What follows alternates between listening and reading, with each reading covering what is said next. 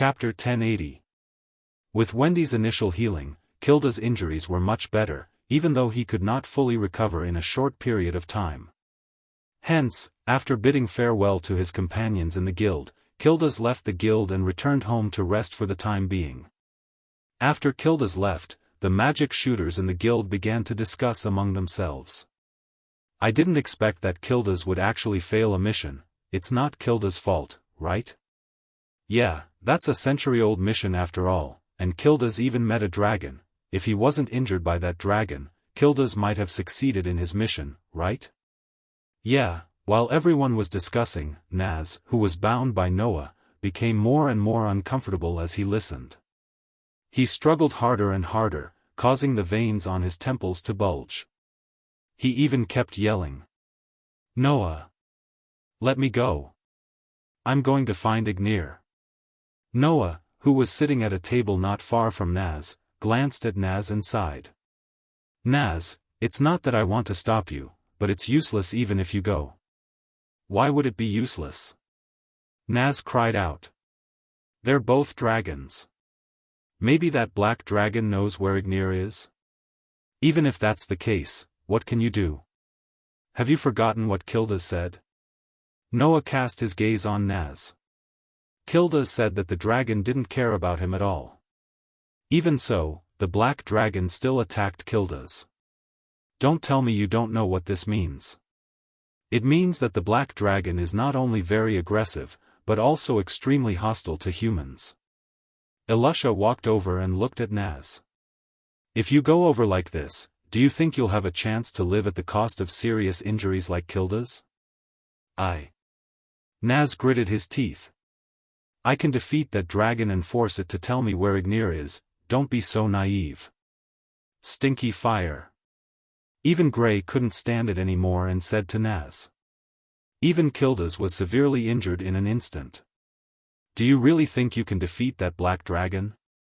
"Naz, let's think of another way." Lucy couldn't help but say. "It's too dangerous to deal with a dragon like that." Naz. Habby did not hide his worry, which finally became the last straw that overwhelmed Naz. Damn it. Naz could only let out a low roar of unwillingness. Seeing this, Noah knew that Nazi had calmed down. He raised his hand, and the chains binding Nazi immediately turned into a halo and disappeared. Gadjalu, who had been paying attention to this side, smacked his lips, turned his head, and continued to gnaw on the iron block. Come to think of it, that iron dragon-slaying archmage should have had the same idea as Naz, but he wasn't as impulsive as Naz. Wendy, on the other hand, was sitting next to Noah, and her mood was somewhat depressed. The three dragon-slaying archmages were all thinking that they might be able to learn from the black dragon that taught them magic and treated them like their own parents. Unfortunately, they could only give up helplessly in the face of reality. Noah could only reach out and touch Wendy's head, which eased Wendy's depressed expression a lot. As for Noah himself, he sank into contemplation. A black dragon that had the ability to severely injure Kilda's in an instant. The strength of that black dragon could be seen from this. After all, Kilda's strength was at the level of the 10 great saint magicians, and it was one of the higher-ranking ones. Compared to Jula, who was ranked at the bottom of the 10 great saint magicians, Kilda's was much stronger. Compared to Makarov, who was ranked among the 10 great saint magicians, Kilda's was only stronger and not weaker. Even Jula was stronger than the heroic spirits that appeared in the form of servants in the world of Type Moon. Perhaps Kilda's could even be compared to the heroic spirits themselves. In the end, under such circumstances, Kilda's was still seriously injured by that black dragon in an instant. He even had to rely on the fact that he didn't exist in the eyes of the other party to escape. With such strength, conservatively speaking, in the world of Demon High School, it was comparable to the 5 great dragon kings. In fact, that black dragon might even be a sky dragon like Drake and Arubian. If the black dragon really had the power of a heavenly dragon, then its power would not be inferior to the top 10 powerhouses in the world of God Slayer and Demon High School.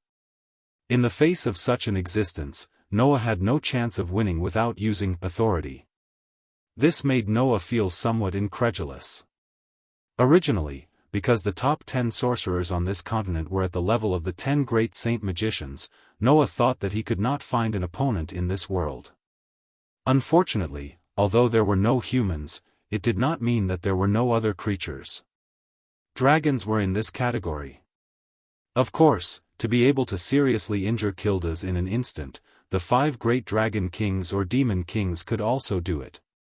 If that black dragon was at the level of the 5 great dragon kings, then with the Gate of Babylon, Noah could more or less fight to a draw.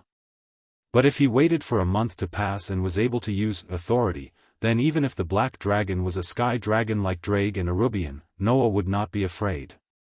There is no need to think about that black dragon now. Noah secretly pondered. After all, that black dragon will not suddenly harm Fairy Tale, so there is no need to think about whether to deal with it. Now, the most important thing is to solve the problem of anima. What's more, there was still the grimoire heart that had been eyeing Fairy Tale covetously. There were still many things that Noah needed to do. But for some reason, Noah still had a feeling. That black dragon was definitely an existence that must be paid attention to. Noah had such a feeling. In any case, the failure of Kilda's mission and the news that he brought back were just an interlude. For Noah, Naz, Wendy and the others, perhaps they had to pay attention to it. But for the sorcerers of Fairy Tale, there was no need to pay attention to it. They were still drinking wine and eating meat in big mouthfuls. Their days were extremely comfortable. However, on this day, it was raining heavily. Walala. In the room, the shirtless Noah pulled open the curtains and looked at the heavy rain outside. His brows were tightly knitted. Ugh, on Noah's bed, Lisanna rubbed her eyes and sat up. Her delicate body was wrapped in a blanket. From her smooth shoulders and back, it could be seen that she was not wearing a single piece of clothing. Moreover, it was still early in the morning. Coupled with Noah and Lisanna's dressing, it was easy to guess what kind of beautiful night they had last night. It could not be helped. Who asked Lisanna to be at odds with Noah over the matter of Wendy and Aster? Noah could only use such a straightforward method. Yesterday, when most of his companions in the guild had left, he directly forced Lisanna to stay in the guild under her exclamation and reinstated his position as the husband. Big brother Noah? She rubbed her eyes and tightened the blanket around her as she gazed at Noah with a slightly intoxicated expression in her misty eyes and spoke softly. What's wrong? Nothing. Noah snapped out of his daze and sat on the edge of the bed, gently stroking Lisanna's slightly flushed cheeks. What's wrong? Did I wake you up? No. Lisanna snuggled her entire body into Noah's embrace. It was clear that he had reinstated his position as the husband well last night. Big brother Noah, aren't you going to sleep a little longer? No, if you're tired, you can rest a little longer.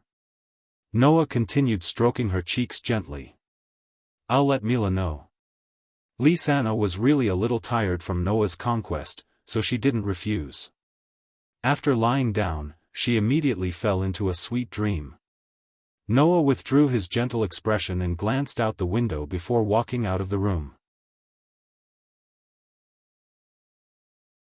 Chapter 1081. The clear sound of rain reverberated throughout Magnolia, causing everyone to shut their windows and doors tightly and hide in their homes. Even their businesses could not be done.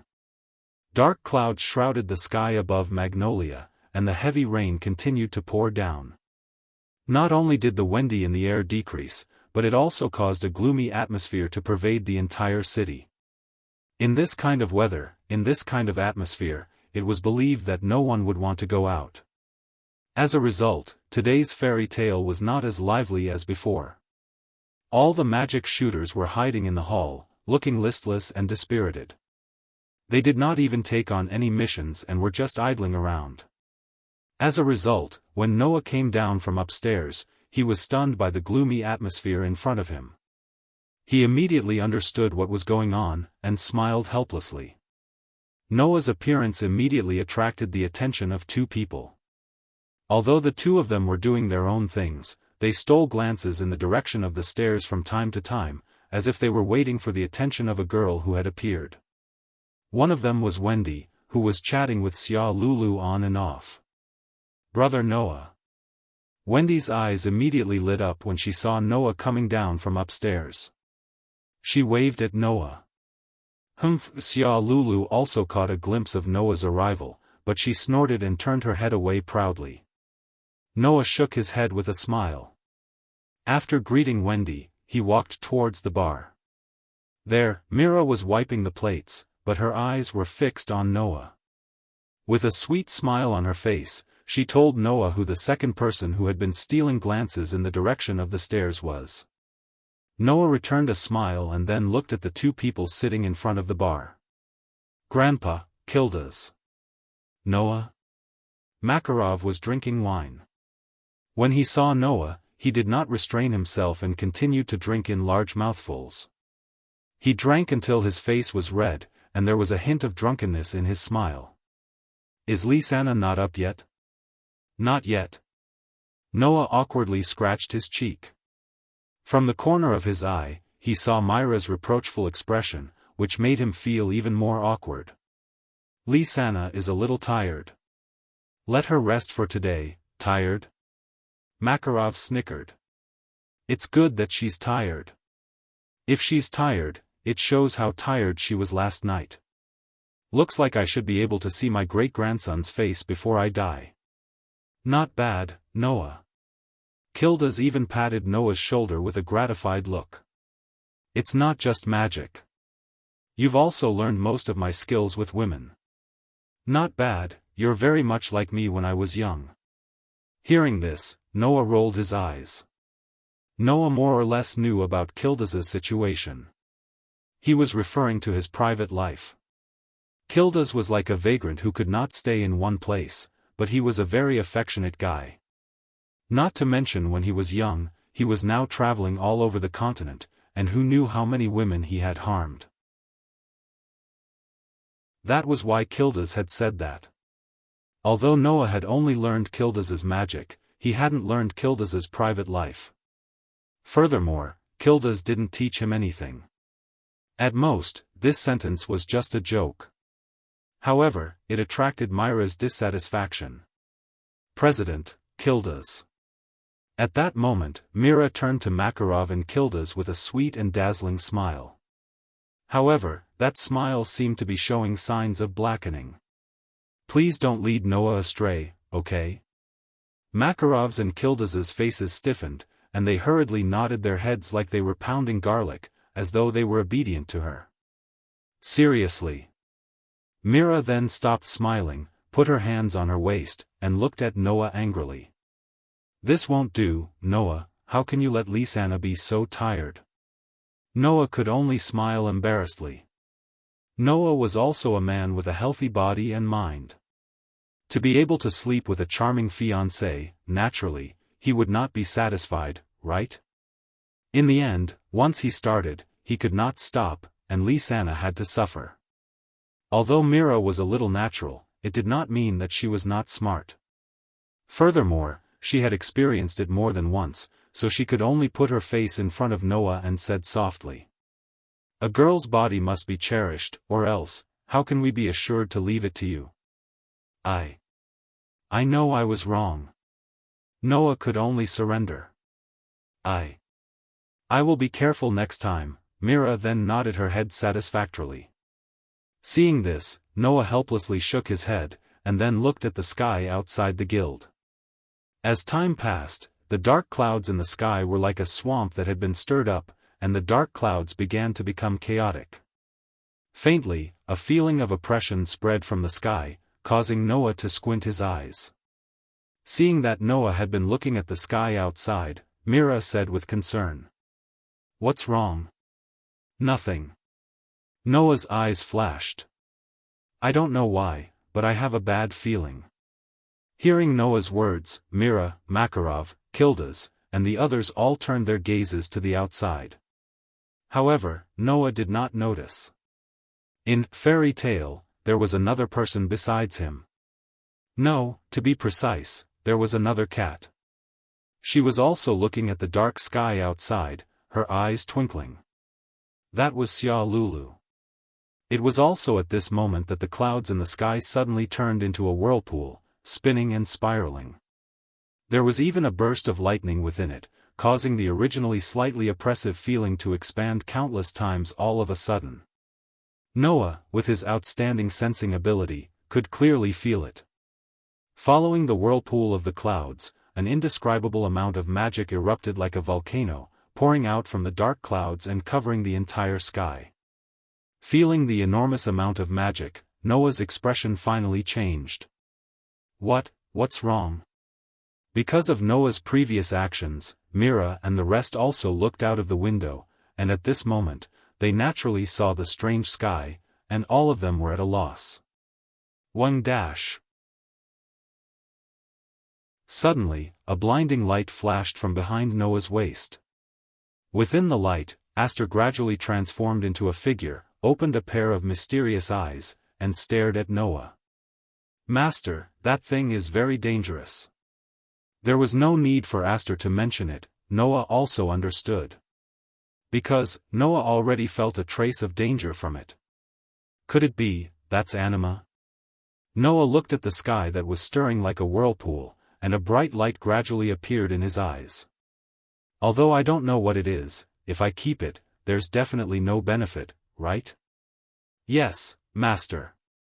Aster nodded.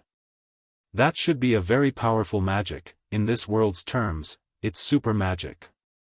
Noah immediately closed his eyes, and when he opened them again, they were filled with a sharp light. "Aster, lend me your power." "I'm Master's sword." Aster said without any hesitation. "Everything is as you wish." Noah smiled and held Aster's hand. At the same time, in Noah's body, the extremely terrifying magic accumulated in the mana source slightly rotated, and in an instant, it completely transformed into a divine aura source that stored a vast amount of divine aura. Cold Steel Queen, demon-slaying holy sword, turn into a sword of steel, and bestow me with divine power. Dense divine aura energy suddenly poured from Noah's hand into Aster's body, causing Aster to close his eyes. His whole body emitted a bright light, and in a burst of light particles, he transformed into a holy sword that shone with silver light. Demon Slayer. The highest grade elven device that could even slay a demon king was finally showing its brilliance for the first time in this alternate world. Before anyone could react to Noah's actions and Aster's transformation, Noah flashed and disappeared into the fairy tale. Noah. The others finally reacted, and hurriedly rushed out one by one. Chapter 1082. Beep, beep, beep. In the dark sky, in the center of the whirlpool of clouds that resembled a black hole, flashes of lightning were constantly bursting forth, incessantly causing the sound of electric shocks to be heard. Holding the demon slayer in his hand, Noah flashed out of the fairy tale like a shadow. He raised his head and gazed at the strange sky. Ignoring the beating of the rain, he looked around. If there is a direct conflict with a super mage here, it is very likely that it will affect the town. It is not a good choice. After saying that, Noah raised one hand. A golden ripple spread out in front of Noah like a ripple, spitting out an item. It was a pair of long boots. A pair of very ornately decorated boots with wings that looked very eye-catching. This was not an ordinary pair of boots. If the origin of this pair of boots was mentioned, out of 100 people, even if not 99 people would recognize it, at least 80 would recognize it. It was the boots of the king of the gods in Greek mythology, the son of Zeus, the head of the 12 gods of Olympus, the famous god of commerce and traveler, Hermes. This pair of boots was the same as Hades' helmet of invisibility. It did not have any combat use. It only had one ability: flight. After equipping Hermes' boots, Noah arched his body and suddenly shot into the air like an arrow leaving the bow. Just like that, he shot into the dark sky. Noah. The group of magic shooters who rushed out of the fairy tale could only watch as Noah flew into the sky, completely unaware of what had happened. It was also at this moment that in the sky, the dark cloud hole that had been bursting with lightning suddenly burst out, causing a thunderous roar. In the next second, in the huge dark cloud hole, a circle of dazzling white light suddenly appeared. Like a tornado of light, it fell from the huge cloud hole from the sky, cut through the space, and headed straight for the hole of Magnolia. Noah suddenly stopped and directly floated in the air. Looking at the huge vortex of light that was madly descending on him, Noah's dark and deep eyes were directly dyed a gorgeous bluish-white. From the vortex of light, Noah felt an extremely astonishing and strange magic power. If he was hit directly by the magic power, perhaps the whole of Magnolia would be enveloped in it and become the target of this unknown super magic. If Noah wanted to deal with such a wide range of super magic by himself, it would be really troublesome under the circumstances where he could not use authority. Unfortunately, Noah was not alone. In his hand, the elven magic device called the Demon Slayer had even more anti-curse properties than the God Slayer. With the anti-curse properties of the Demon Slayer, Aster believed that even if it was a super magic, he would be able to resist it. Therefore, Noah had absolute confidence. With one sword, he could split this super space magic. Clang! Suddenly, with the addition of an astonishing amount of divine power, the Demon Slayer in Noah's hand bloomed with extremely dazzling light, as if it was trying to fight against the vortex of light that was descending from the sky, occupying half of the sky. Let me see your true power. Aster. Noah held the Demon Slayer with both hands and pointed it diagonally towards the ground. The Demon Slayer was shining with a dazzling light. Within that dazzling radiance, the elven magic equipment named Demon Slayer suddenly swelled up, as if it was absorbing all the radiance it emitted. Bit by bit, it absorbed the radiance and transformed into a terrifying gigantic sword the size of a skyscraper. Aster originally had the ability to automatically adjust his body size. Otherwise, he would not be able to change into a small sword that could be carried around by Noah at any time. Once it was covered by his clothes, nothing could be seen. And since it could become smaller, then naturally it could also become bigger. At this time, under the infusion of Noah's vast amount of divine power, the elven magic device called the Demon Slayer turned into a terrifying giant sword that was pointing towards the ground, and released a terrifying sword aura. Clang! The silver giant sword that was as tall as a skyscraper suddenly turned into a beautiful sword aura, drawing an arc of light in the air. In the clear sound of the sword, it soared into the sky and fiercely slashed towards the vortex of light that was descending from the sky. Pang!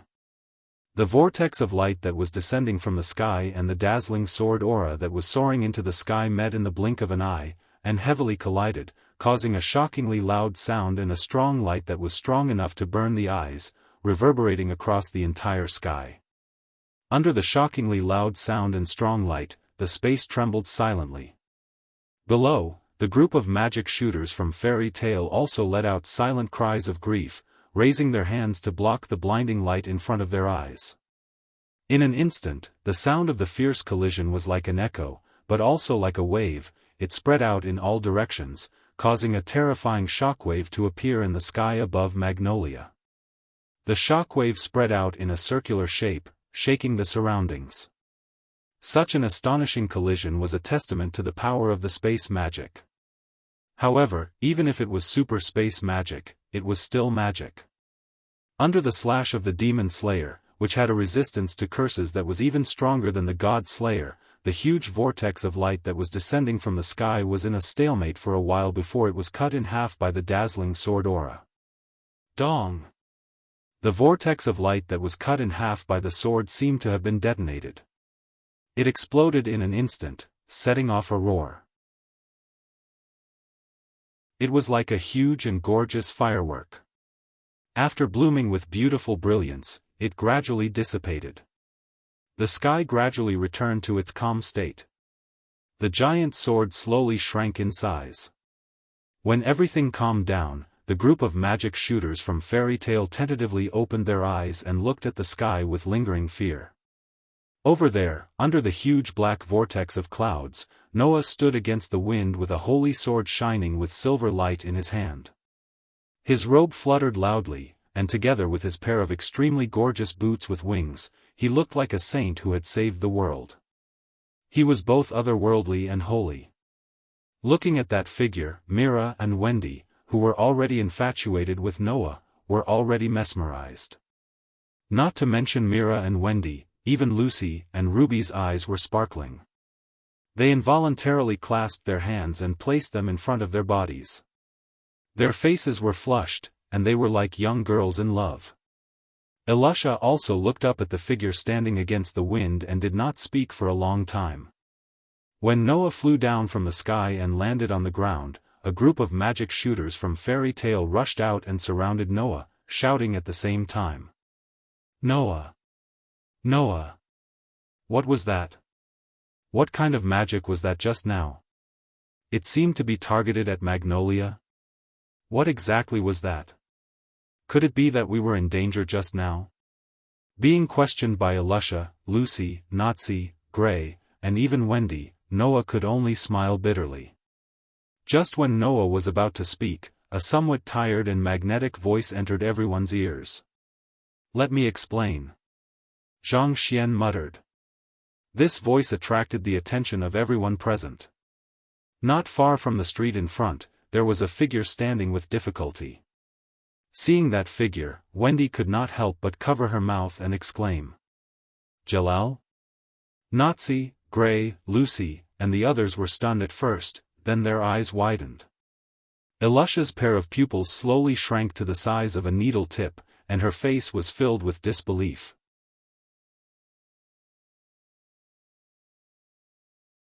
Chapter 1083. Looking at the familiar face with the tattoo, not only Elisha, but even Naz, Gray, Lucy, Hubby, and the others who saw Jalal being buried in the sea with Tower were shocked. For a moment, they did not react at all. Wendy, on the other hand, was different. There was more or less a hint of surprise on her young face. After all, to Wendy's knowledge, the man named Jalal was a friend she had met 7 years ago, and because of Noah's request, he took care of Wendy. Under such circumstances, how could Wendy not be surprised?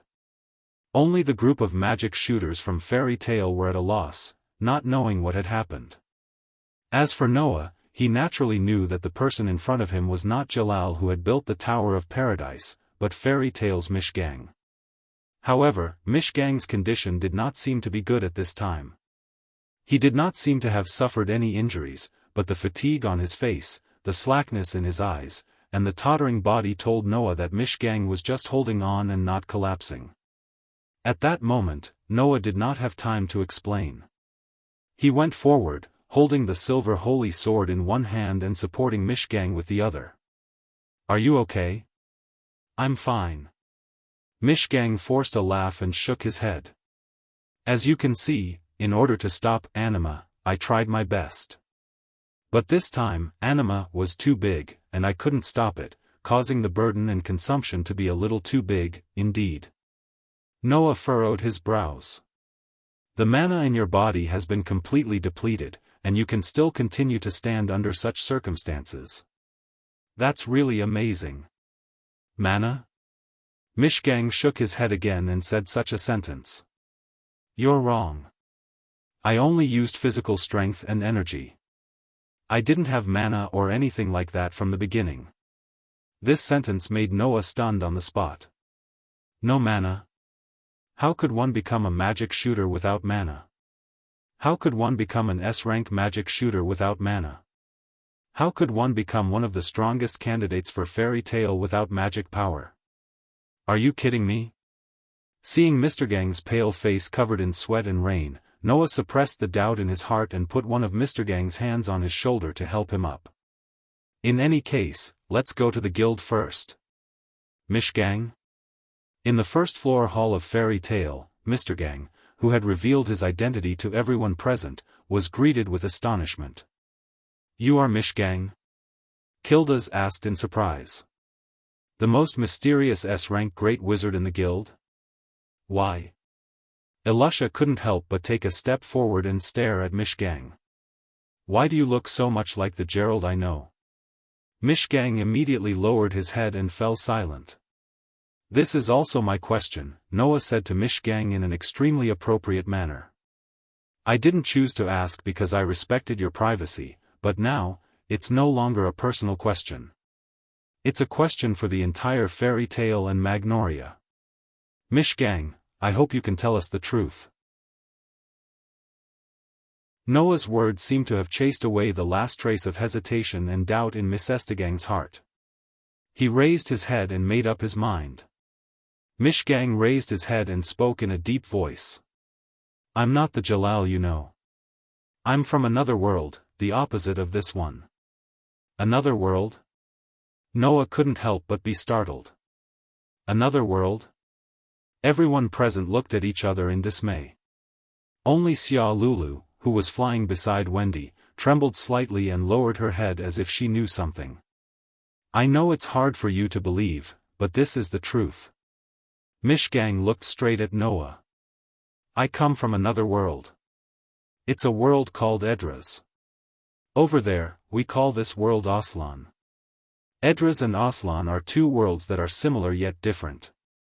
You can think of them as two sides of a mirror.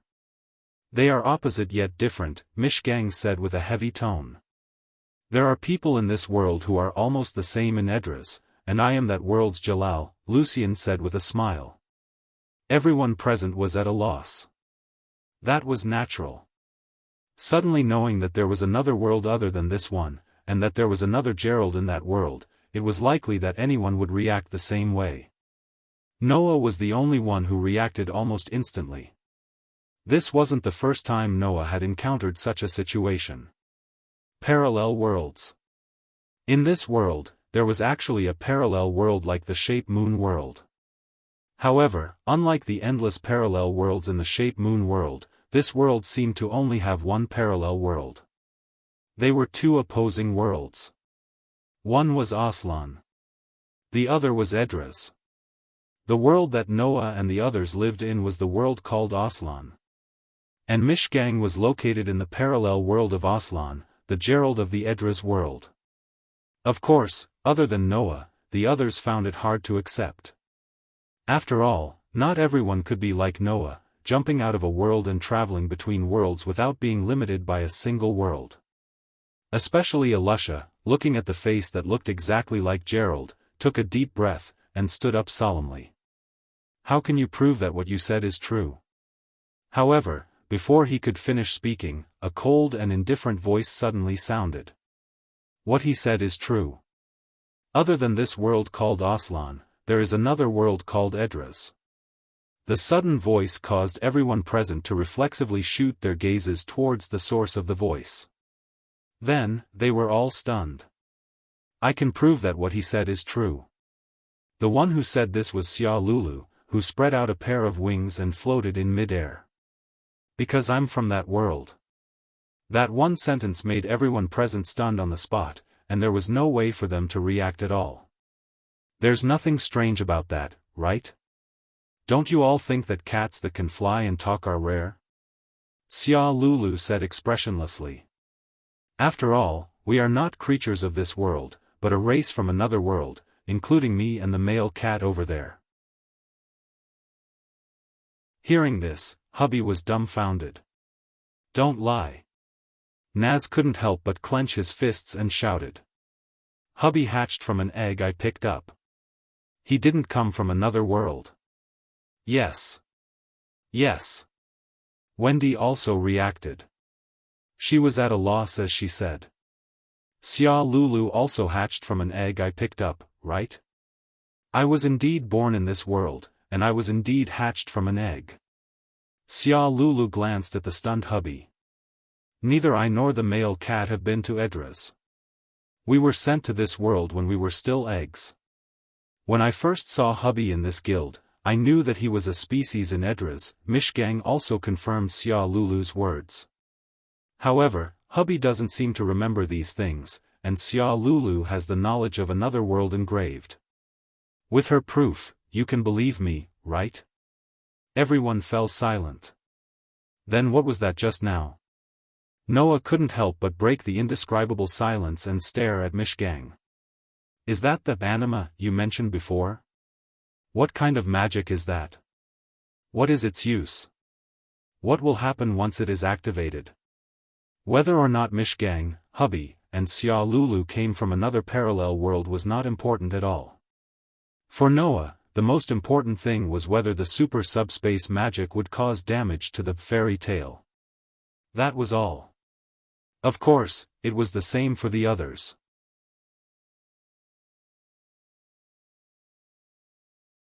Chapter 1084. When they first met, Mr. Gang had introduced himself as Jalal. Later, when Mr. Gang joined Fairy Tale, he used an alias. This had caught Noah's attention. Now, Noah finally understood why Mr. Gang had called himself Jalal. That was because Mishgang was Jalal from another parallel world. As for why he'd chosen to use an alias, it wasn't hard to guess.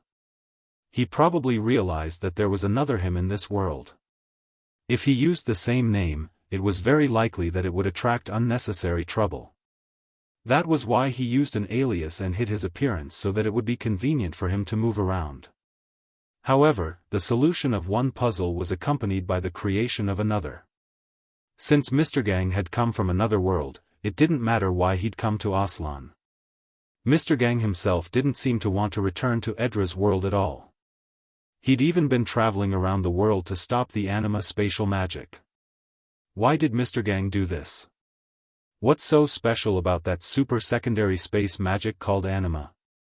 What would happen if he was hit by the magic? These were the things Noah wanted to know. Tell me, Mr. Gang. Noah's gaze landed on Mr. Gang. If that super secondary space magic was used on the fairy tale, what would happen to the fairy tale? Everyone present turned their gazes to Mishgang, some even looking at Xia Lulu, their expressions becoming serious. Mr. Gang met Noah's gaze and said word by word, if you're hit by anima, you'll turn into mana.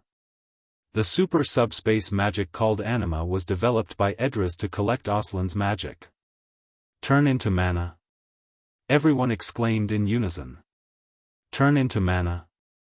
Noah hadn't expected such an effect either. He frowned. Why would he do that? In Aslan's world, there's mana between the heavens and the earth. It circulates between everything. Even humans have mana in their bodies.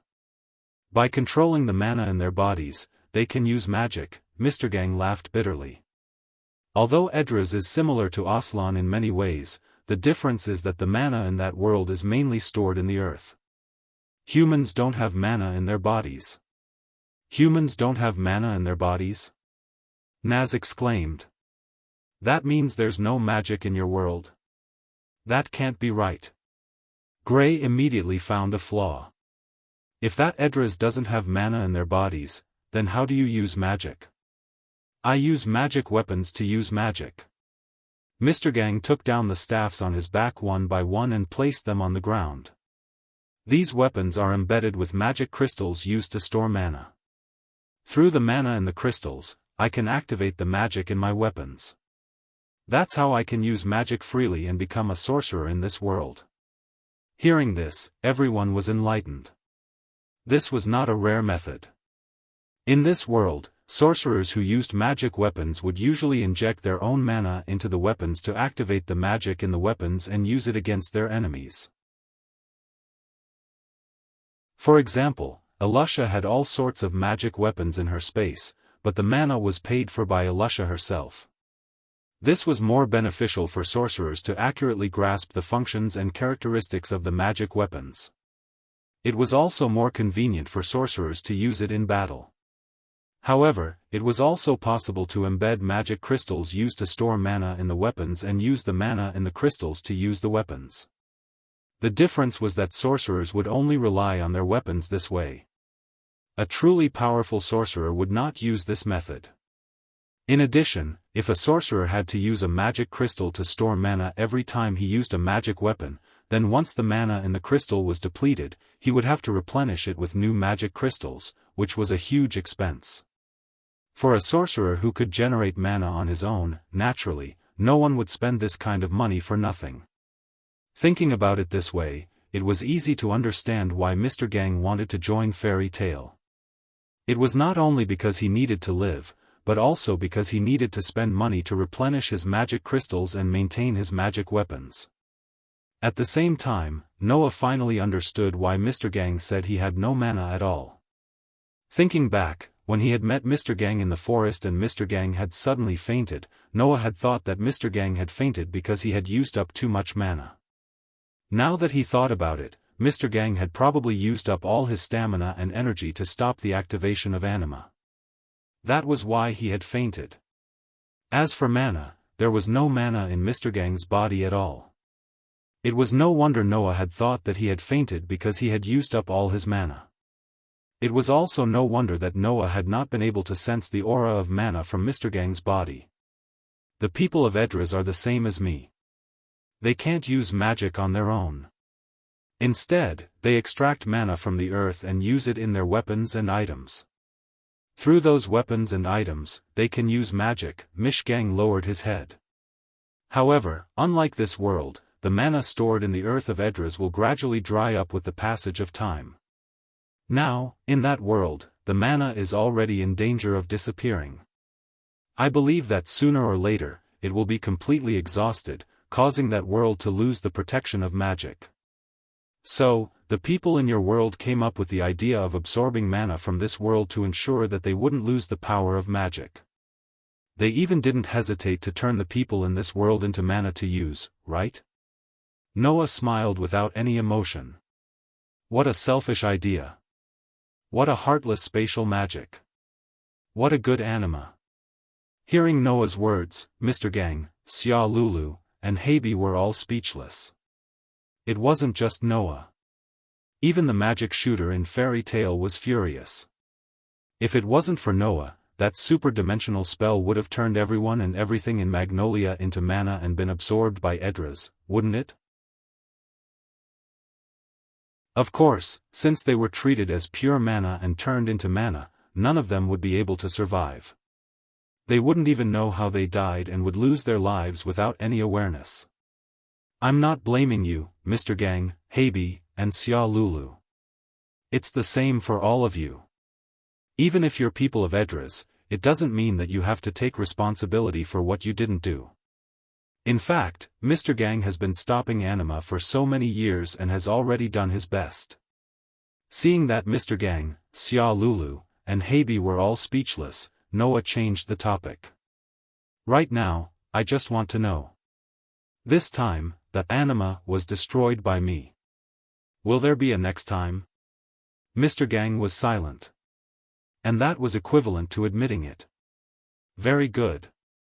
Noah smiled and stood up. It seems that I'll have to make a trip to Edras. Noah's words caused everyone to be slightly shocked.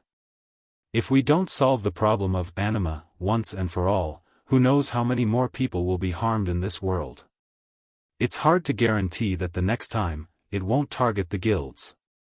Noah looked around at everyone. You should understand, right?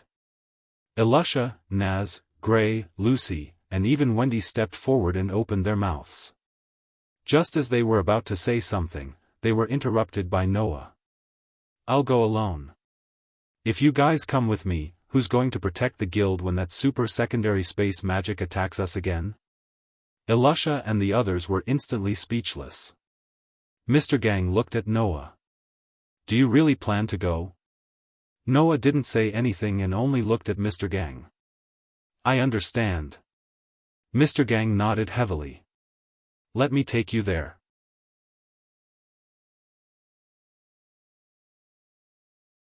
Chapter 1085. This was a very strange world. Islands floated in the sky. Rivers flowed through space like ribbons. Strange plants covered the entire land. The air was filled with an indescribable freshness. In such a world, in a corner of the sky high above, Noah, equipped with Hermes boots, hovered there. Looking at this extremely strange environment, he more or less exclaimed in amazement. So this is Idras?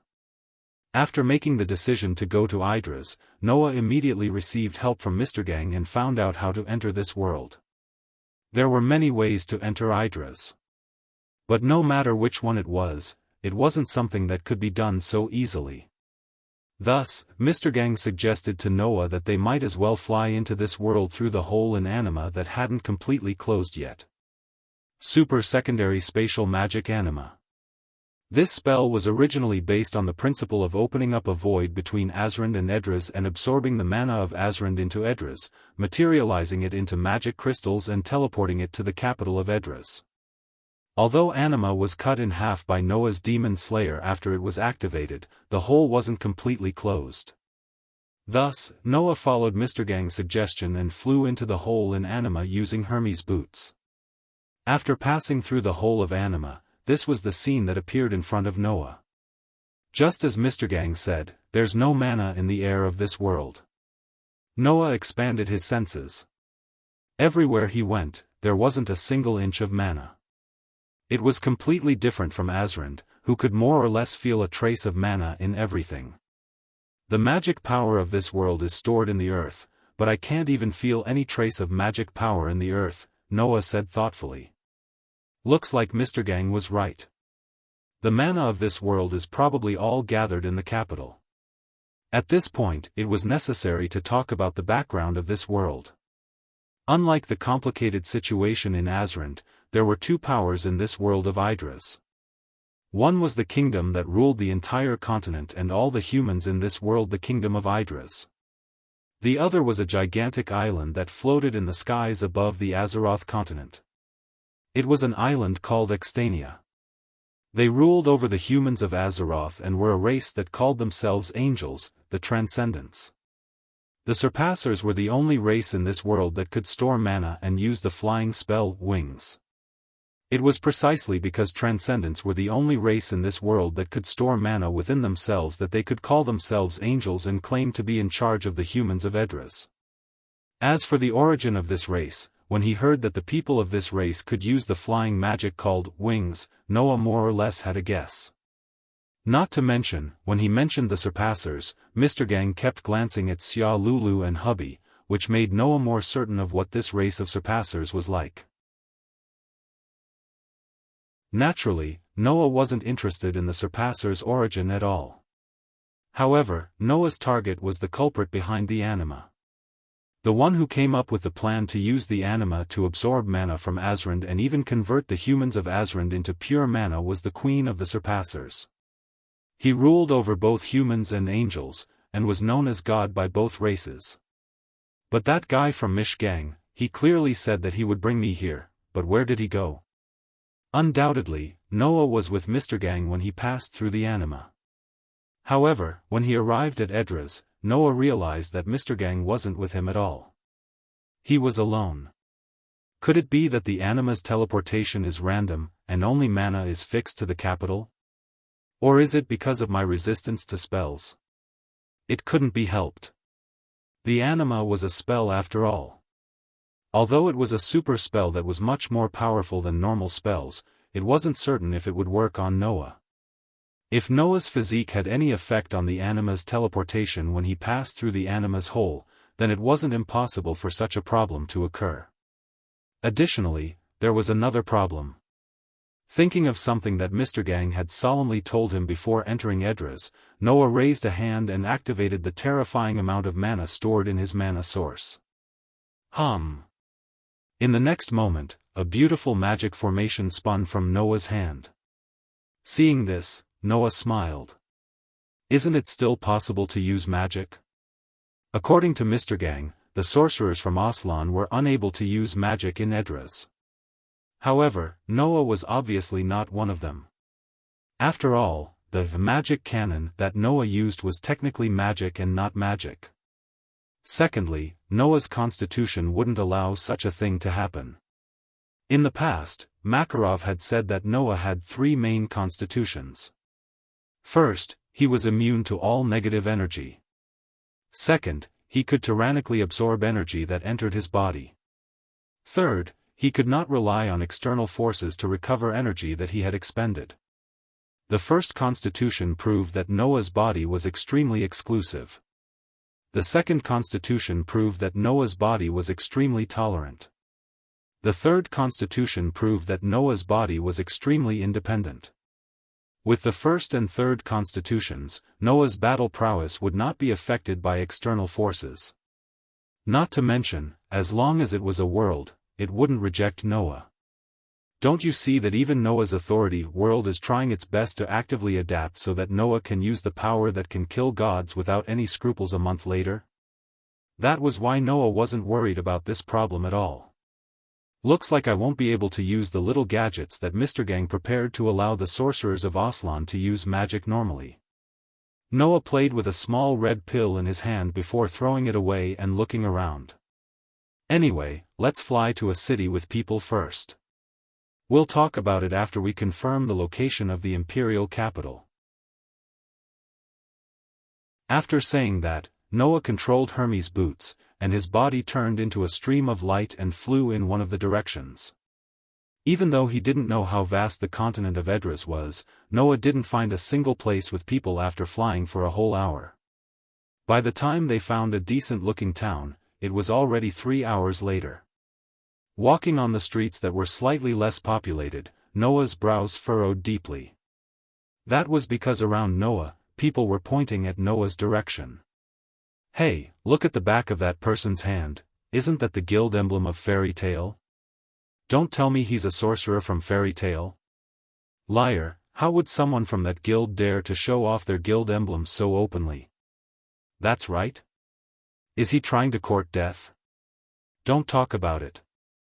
Even if he's not a sorcerer from Fairy Tale, he's still dead with that emblem on his body. That's right. As the conversation unfolded, the surrounding residents first cast sympathetic gazes at Noah. Then, as though unwilling to be implicated, they walked away as far as they could. So that's how it is, Noah narrowed his eyes. It seems that in this world, Fairy Tale is not very popular. This matter was quickly verified. Over there. A series of loud and chaotic footsteps suddenly sounded from afar.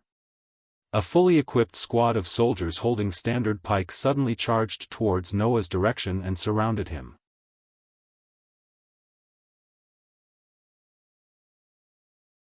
Chapter 1086. Don't move. Pointing the standard pikes in their hands at Noah, the fully armed soldiers surrounded Noah in a circular formation. Sharp pikes were pointed at Noah from all directions. Unless he could fly, he would not be able to escape. Of course, that was under the condition that he did not charge out. Noah only stopped in his tracks. Not only did he not try to escape before he was surrounded, he even waited for the soldiers to surround him. Looking at the fully armed soldiers, the corner of his mouth twitched. Royal Army? Royal Army. As the name suggested, it was the army that obeyed the kingdom. In this world, due to the exhaustion of magic, the use of magic was banned under the king's order. Even if one only possessed magic, it would be considered a crime. In this world, the so-called magic referred to magic weapons and tools that were embedded with magic crystals that stored magic power. So, as long as one possessed magic, the moment they were found out, they would end up in prison. This order seemed to be protecting rare animals and forbidding people from harming them, but in reality, it was only the kingdom's selfishness that caused trouble. The king had banned everyone from possessing magic, but in the capital where he lived, he could use magic as he pleased, and even abuse it. This was simply a disguised form of monopolization. Yet, there was only one kingdom in this world, and everyone was under the rule of the kingdom. Naturally, the citizens of Edras who were treated so differently could only be angry, but not say anything. In order to prevent the precious magic power from being used by the commoners and monopolize the magic power of this continent, the kingdom had stationed troops in every city and town. Come to think of it, these soldiers should be the royal army stationed in this town. Seeing that Noah was surrounded without any resistance, one of the soldiers, who was obviously the leader, took a step forward and spoke sternly. "Are you the sorcerer of Fairy Tale?"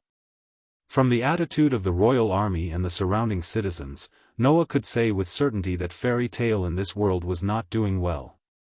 Moreover, it was obvious that they were against the kingdom. "You're asking me if I'm a sorcerer from fairy tale?" Noah gently stroked the back of his hand that was branded with the guild's emblem. He raised his head and suddenly smiled. "That's right, I'm a sorcerer from fairy tale." Tisk.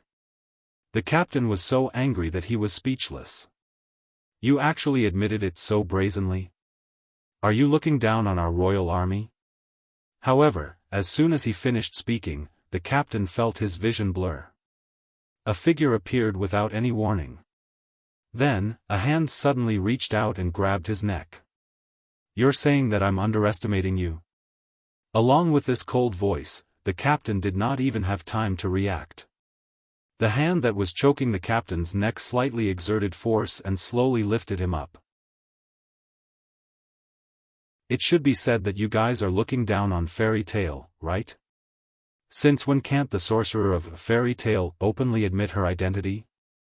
The cold voice wormed its way into the captain's ears, causing him to finally feel the tight grip on his neck and the suffocating feeling of his entire body being lifted into the air. At that moment, his feet that were suspended in the air started kicking non-stop as he grabbed tightly onto Noah's hand and let out a muffled groan of pain. "Captain!" The royal army surrounding Noah did not even notice when Noah had moved. They only felt that Noah had disappeared all of a sudden. Then, their captain's neck was choked by Noah with one hand. With his astonishing arm strength, his entire body was lifted into the air by the hand that was choking him. At that moment, the group of royal soldiers was slightly flustered. They tried to put on a brave front as they called out to Noah. "Let go of the captain. Damned fairy tale sorcerer. How dare you go against the royal army? You have a death wish." Although they were shouting like this, the soldiers who were holding the standard pikes did not dare to step forward at all. There was no other reason other than the fact that their captain was still in the opponent's hands. Casting a glance at the clamoring royal soldiers, Noah raised his hand and threw the captain of the soldiers in his hand like a bowling ball towards a corner of the royal soldiers who had surrounded him. Bam! With a muffled sound, the captain, who had been thrown into the air, suddenly crashed into a group of soldiers, smashing one of the royal army members who had surrounded Noah into a complete mess. Seeing this, the royal army members who had not been hit were actually delighted instead of shocked. "He's let go of the captain. Go, quick." Thus, the group of royal army members picked up the standard pikes in their hands without hesitation and charged towards Noah without a shred of mercy. Seeing the group of royal army members charging towards him, Noah raised his brows. "Just as well. Let me get some information from you." Mishgang had already told Noah the general information about Edras. However, no matter what, they could not possibly have even prepared a map, could they? Therefore, Noah still needed someone to lead the way for him. Weren't these royal army members before him the most suitable candidates? At that moment, Noah raised a hand, and the air around him began to flash with streaks of golden light. It was the precursor to the opening of the gate of Babylon. Whoosh! At this moment, a long whip that seemed to be made entirely of fluorescent light suddenly flashed through the air, slicing through the air and lashing viciously towards the group of royal army members who were charging towards Noah. Smack! The royal army members charging towards Noah were clearly not even at the standard of a typical sorcerer. Faced with such a surprise attack, they did not even have the most basic reaction. They were struck by the long whip that sliced through the air, and were once again thrown off their horses. Noah was slightly taken aback. At this moment, a light and somewhat rude voice rang out from beside him. "What are you still standing there for?" Hearing the voice, Noah instinctively looked over. He saw that at the entrance of an alley beside the street, a young girl was holding the handle of a long whip in her hand, glaring angrily at Noah. "Come over here quickly." Hearing that, not only did Noah not go over as he was told, he even stood there stunned and called out in surprise. "Lucy?" "Yes." The one standing at the entrance of the alley, holding the handle of the long whip in her hand, was Lucy. Lucy? The royal army members who had been thrown off their horses by the long whip all turned their heads and looked in Lucy's direction. Then, one by one, they began to shout. Lucy! It's Lucy! It's Lucy from Fairy Tale! Lucy instantly smacked her lips, not caring about her image at all. With a shake of her hand, she withdrew the long whip and immediately rushed to Noah's side. She viciously grabbed the collar of the dazed Noah and pulled him to the other side of the street. This way! Noah was almost out of breath from being pulled. As he allowed Lucy to drag him along and run wildly, there was only one thought in his mind. Since when did the timid Lucy become so violent? Over there. Over there. Let's go over there and take a look. On the streets of the town, troops of the royal army ferociously chased back and forth, scaring the townsfolk into hiding in their homes, not daring to come out. Meanwhile, in an alley, Lucy was hiding in the shadows, her hand tightly wrapped around Noah's neck, pulling Noah's entire head into her embrace. An indescribable softness suddenly attacked Noah's nerves, causing Noah to quiver and quickly struggle. This struggle caused Lucy to moan softly instead. Her pretty face blushed, and she growled fiercely. Stop rubbing. Idiot. Do you want to be discovered? Noah's movements paused. It was not that Noah was very obedient, but this violent tone of Lucy's that was completely different from the one in his memory had caused him to be a little confused. No matter what, although Lucy usually played the role of a roast and was a little timid, at least she was still feminine. However, what was up with this standard tomboyish Lucy? Suddenly, Noah's heart skipped a beat. This Lucy, could it be Lucy from Edras?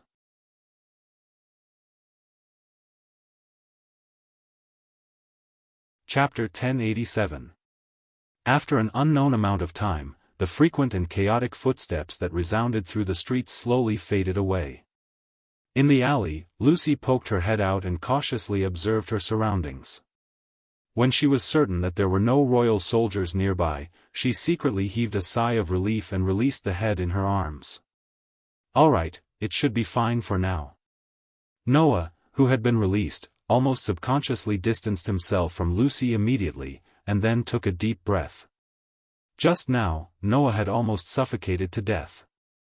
Lucy, on the other hand, did not seem to mind that she had given Noah quite a lot of benefits.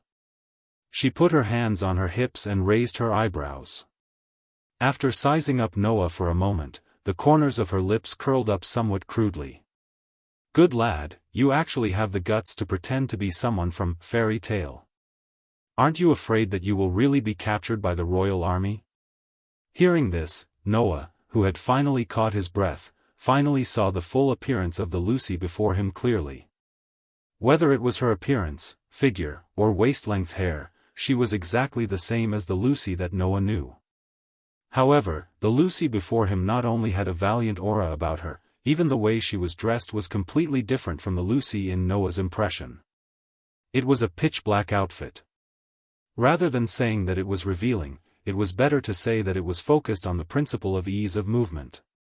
It seemed to have been meticulously designed in a tight-fitting leather outfit. In Noah's impression, Lucy was a girl after all, and would more or less pay attention to her appearance. However, on this valiant Lucy in front of him, Noah did not see that she cared much about her girl's upbringing at all. She was just a strong woman. Seeing that the other party was blatantly sizing him up with an unceremonious gaze, Noah felt a little uncomfortable, but at the same time, he was basically certain. This Lucy was not the Lucy that Noah knew. If there were no surprises, this should be the Lucy in this world of Edras. Why aren't you saying anything? Seeing that Noah was silent, Lucy raised an eyebrow and directly reached out her hand to grab Noah's collar. She pressed her forehead against Noah's and sneered valiantly. Do you think you'll be fine if you don't say anything? I won't let this matter of you impersonating someone from Fairy Tale go. Hearing this, Noah finally came back to his senses. Looking at Lucy, who had put her face in front of him and was smiling viciously, his emotions gradually calmed down. Impersonating someone from fairy tale? Noah reached out his hand and grabbed Lucy's hand that was grabbing onto his collar. With a slight tug, he pried her hand away. Don't joke, I am the sorcerer from fairy tale. Looking at Lucy's expression, Lucy's expression, of course, Lucy, yes.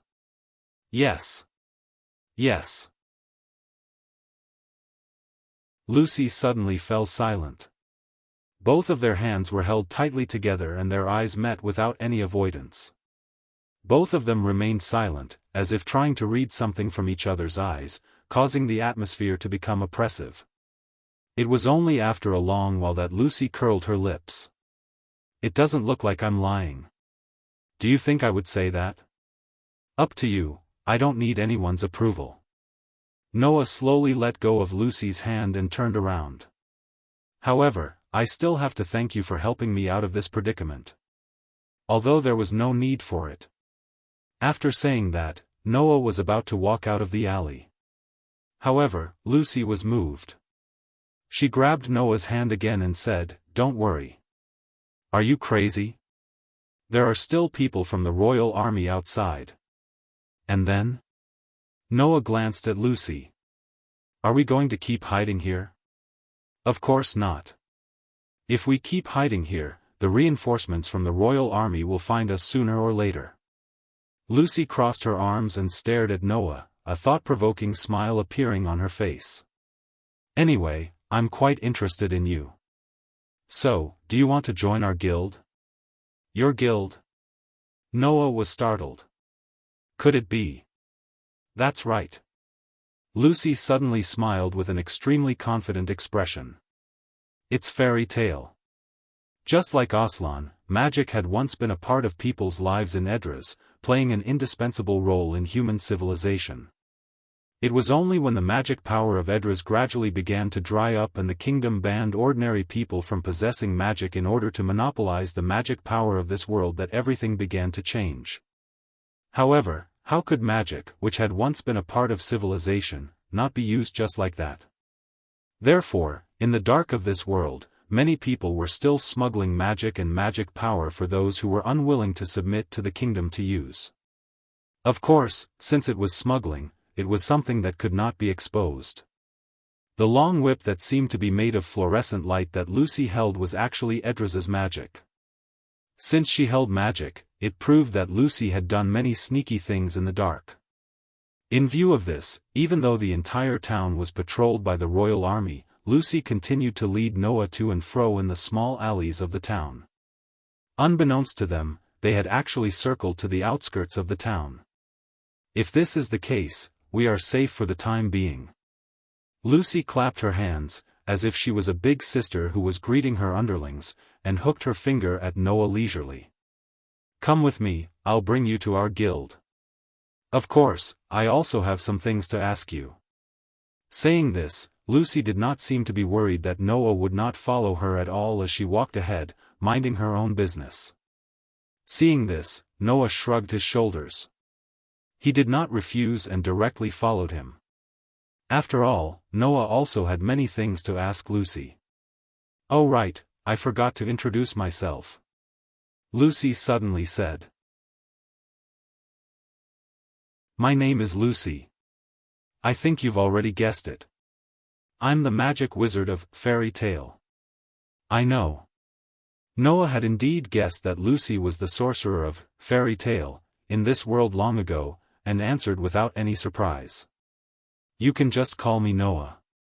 Noah, is it? Lucy glanced sideways at the guild crest on the back of Noah's hand. Then, it's about time you tell me where you came from, right? What? Noah said with a half-smile.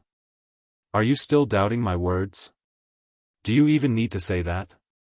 Lucy was speechless. I am the sorcerer of fairy tale, but I have never seen you in fairy tale. You actually said that you are the sorcerer of fairy tale. Do you think I will believe you? Is that so? Noah murmured.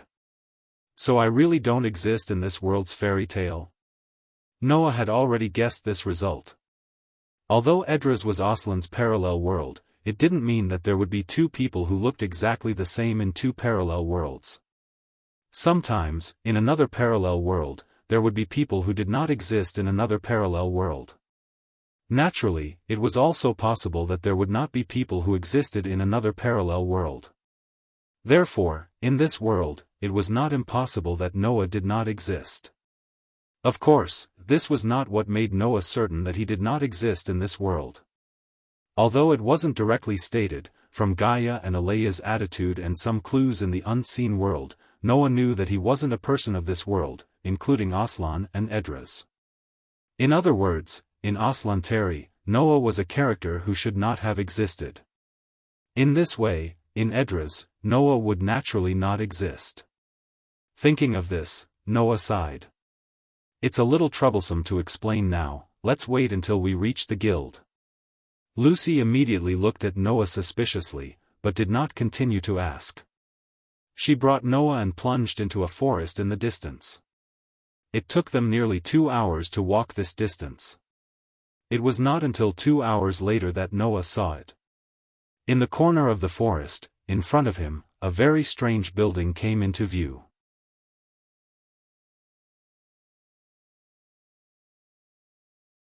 Chapter 1088. In front of Noah was a very peculiar building. The building itself seemed to be constructed by a kind of vine-like plant.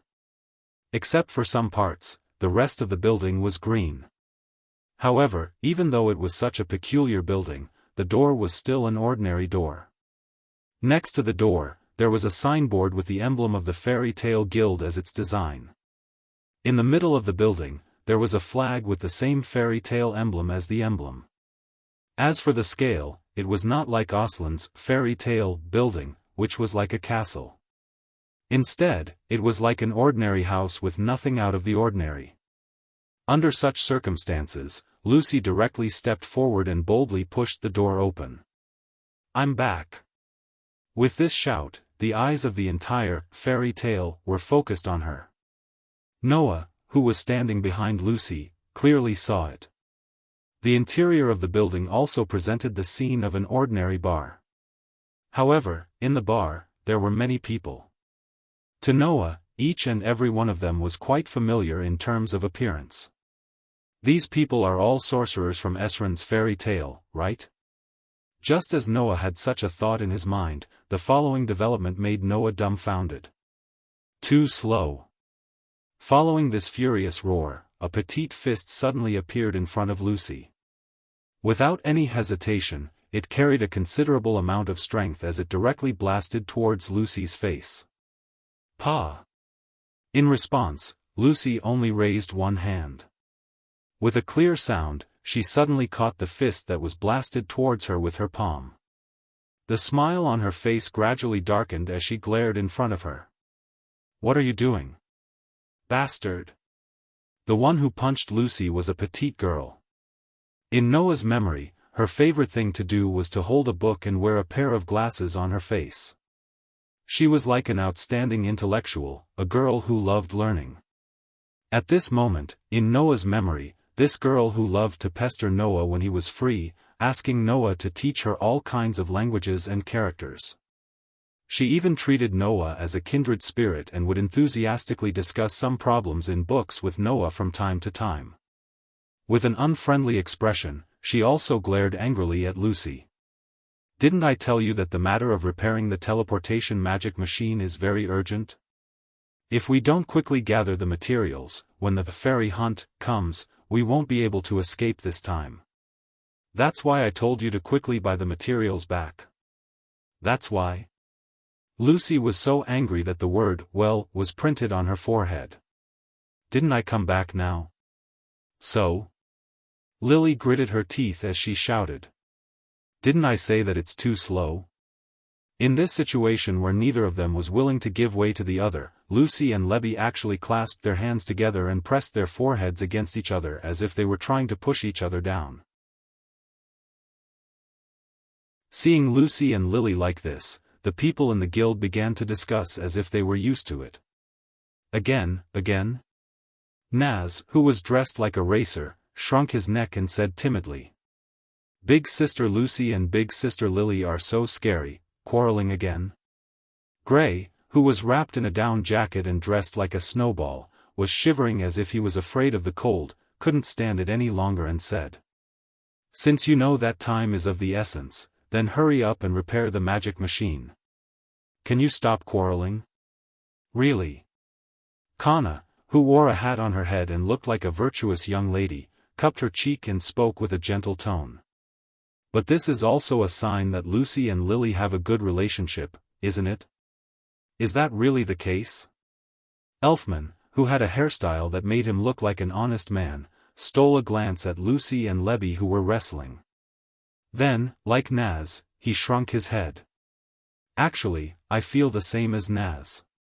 I think that Lucy and Lily are really scary." After hearing the words of the cowardly Naz, the cold Gray, the gentle Kana, and the honest Elfman, a young girl in her 20s sighed. She had one hand on her waist as she combed her long, sky-blue hair that reached her waist. "It doesn't matter. Can any of you go and stop them?" Unfortunately, this sentence made everyone except Kana shiver down their spines. They shook their heads with all their might. Elfman's eyes even started to water up. He looked pitiful as if he was about to cry at any moment. It was obvious that Naz, Gray, and Elfman were extremely afraid of Lucy and Lily. The corner of Noah's eyes kept twitching as he witnessed this scene from outside the door of Fairy Tale. Ever since he saw Lucy, Noah felt that the personalities of his fairy tale companions in this world should be different from the ones he knew. But isn't this difference a little too thorough? That playful and cute Lily is so strong and fierce here. That Naz who was clamoring for a duel every day is so timid and cowardly here. That Gray who took off his clothes instinctively doesn't feel hot wearing so much here. That Kana who drank wine like drinking water is so virtuous and gentle here. This isn't just a little different, it's a complete reversal, isn't it? What made Noah even more confused was the following conversation between Kana and the mature girl with sky-blue waist-length hair. "That's true, but aren't you going to stop them?" Kana looked at the other party. Wendy. The girl who was called Wendy by Kana was definitely not young. The girl in her prime was distressed for a moment and could only nod helplessly. "There's really no other way." Hearing this, Noah's mouth twitched. "Wendy? She's Wendy? The Wendy who was always around him calling him brother?" Fortunately, in the next second, a voice that was gentler and sweeter than Kana's finally shook Noah out of his confusion. "That's enough, Lucy, Lebby, stop fighting." A girl with snow-white and beautiful waist-length hair wearing a princess dress came from the bar counter to Lucy and Lily. With gentle movements, she separated the two of them, with a sincere and gentle smile on her face. "The most important thing now is to fix the teleportation magic machine. We don't know when the royal army will find us again, so I'm counting on you." It was believed that no matter how violent a person was, in front of such a gentle and beautiful person, they would not be able to get angry. Including Lucy and Lily. At that moment, Lucy and Lily could only reluctantly separate. Since Mira has already said so, that was Mira Jenny. She was a girl as gentle and beautiful as the Mira Jenny that Noah knew. Phew, finally seeing someone who could make him feel familiar and get rid of the extreme discomfort, Noah finally let out a sigh of relief. And this sigh of relief finally allowed the magic shooters in Fairy Tale to discover Noah's existence. "You." Mira tilted her head and spoke in a seemingly innocent manner. "Who are you?" Myra's performance seemed innocent, but Noah was sharp enough to notice a trace of vigilance in her eyes. No. It was not just Mira. Apart from Lucy, including Lily, Kana, and Wendy, all the magic shooters in Fairy Tale had vigilant looks in their eyes. Naz and Elfman even hid behind the table with tears in their eyes, looking as though they were shivering. Noah really did not expect the people in Fairy Tale to behave like this and was stunned for a moment. To Noah, his companions in the guild were his closest family. Now, those familiar faces were showing such vigilance towards him, how could Noah not be stunned? In response, Lucy only snorted coldly and said such a sentence. Can't help it, who asked us to be the Dark Guild?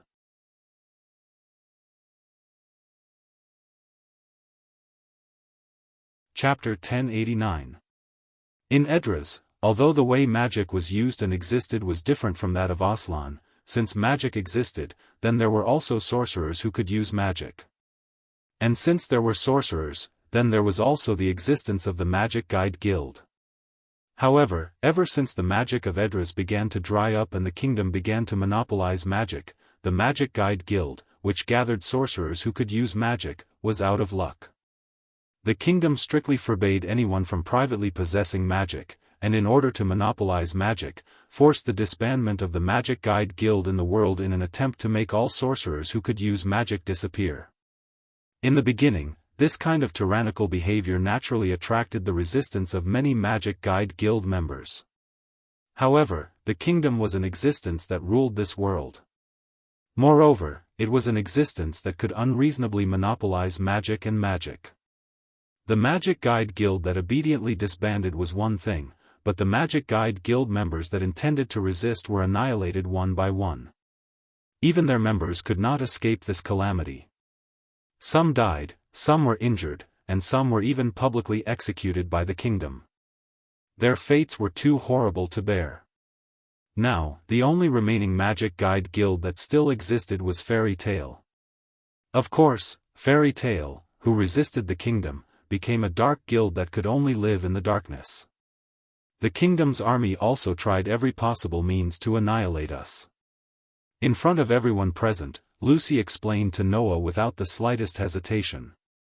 Under these circumstances, we have to fight with our lives on the line, not to mention strange and suspicious people coming to find us. The reason Noah had attracted the attention of the kingdom's army in the town was because Fairy Tale was the only remaining Magic Guide Guild. Naturally, the sorcerers of Fairy Tale who disobeyed the kingdom's orders and continued to use magic became wanted by the kingdom one by one, causing Fairy Tale to become a dark guild. A dark guild? Noah couldn't help but have a complicated and bitter expression. Who would have thought that Fairy Tale would actually become a dark guild one day? Noah's complicated and bitter expression caused the sorcerers in Fairy Tale to have the same feelings, but they still looked at Noah with suspicion and vigilance. Hey, idiot Lucy, did you bring this person back? Levi said to Lucy, extremely displeased. You brought a stranger into our guild just like that, aren't you afraid that he'll report us to the kingdom's army? That's true, but this person seems a little interesting. Lucy didn't disagree with Levi on this matter, and pointed at the guild crest on the back of Noah's hand as she spoke meaningfully. Look, he has our guild's emblem on him, and he even claimed to be our guild sorcerer. But after I saved this fellow from the hands of the royal army, I realized that we didn't know him at all. Don't you think that's interesting? Interesting? Wendy was taken aback and asked with uncertainty. You brought him back because he's interesting? You could say that for now. Lucy stepped forward and came directly in front of the members of Fairy Tale. She then turned around and faced Noah, an unfathomable smile on her face. Undoubtedly, he's someone we don't know, but he claims to be a sorcerer from Fairy Tale. Undoubtedly, facts have proven that this person is a fake, but I have no choice but to believe his words, so I brought him back. In response to Lucy's words, the Fairy Tale sorcerers of Edras were baffled. However, there was one thing that everyone understood. Lucy had chosen to believe in Noah. Otherwise, Lucy definitely wouldn't have taken the risk of being discovered by Fairy Tale to bring Noah back. Understanding this, Noah looked at Lucy speechlessly. Under Noah's gaze, Lucy grinned. I've already done this much, so it's about time you say something that won't betray my trust in you, right? Hearing this, Noah could only smile bitterly. Unlike the world of Aslan Try, the Lucy in the world of Edras was actually so decisive and independent. However, it was certain that no matter which world it was, Noah couldn't do anything about Fairy Tale. That was right. 15 minutes later, the entire interior of Fairy Tale was silent. All of the fairy tale sorcerers of Edras turned their gazes towards Noah, who was sitting in one of the seats. Their eyes were filled with disbelief, bewilderment, and more than anything else, suspicion. That is to say, you are not from this world, but the fairy tale from another world called Aslan, which is opposite to this world, right? Not to mention the others, even Lucy, who had chosen to believe in Noah, looked at Noah with suspicion and threw out such a sentence. Do you have any proof that what you just said is true? So it's really like this? Noah seemed to have expected this to happen. He sighed and held his forehead. Then, he finally threw caution to the wind. Mira over there. Mira didn't seem to have expected Noah to suddenly call out to her. She looked around blankly and pointed to herself. Are you calling me? That's right. Noah asked such a question that he already knew the answer to. You don't know me, right? Why yes. Mira replied in confusion. I really don't know you. Are you trying to say that you don't know Mira here, but you know Mira in the other world? So, you can reveal some of Mira's secrets to prove that you're from the other world? Levi looked at Noah with disdain. Undoubtedly, you just said that although the people in this world are similar to the people in the other world, their personalities and experiences are different. That's true. Noah shrugged. But, at least in my opinion, the Mira here should have the same physical characteristics as the Mira I know, right? Physical characteristics? Everyone was stunned. Seeing this, Noah silently apologized to Mira in his heart and then pointed his finger at her. You have a mole an inch below your belly button. Mira's face froze. There's more. Noah said firmly. You also have a mole on your butt. Mira's mouth opened slowly. Anne. Noah smiled wickedly. Your measurements are 86-57-84. Mira's delicate face immediately flushed red. Seeing that Noah was about to say something, the red-faced Mira rushed forward and covered Noah's mouth. Don't say any more. Seeing Mira's reaction, how could everyone not understand that Noah had hit the nail on the head? You. Lucy's mouth twitched. Why do you know so much about Mira's physical characteristics? At this moment, everyone present looked as if they were looking at a criminal suspect. The eyes of the female camp's companions turned cold, while the eyes of the male camp's companions turned into envy and jealousy. What are you thinking? Noah quickly asked. In the other world, Mira is my fiancée. That's why I know all this. Fiancé? Everyone exclaimed in shock. Even Mira looked at Noah in a daze. After a while, she spoke in surprise. In the other world, I'm your fiancé? Noah couldn't help but smile. It's the real deal. Perhaps Mira saw something in Noah's eyes and expression, but she fell silent. Noah heaved a sigh of relief. Fortunately, the two Miris had the same physical characteristics. If they were the same as Wendy, the difference would be huge.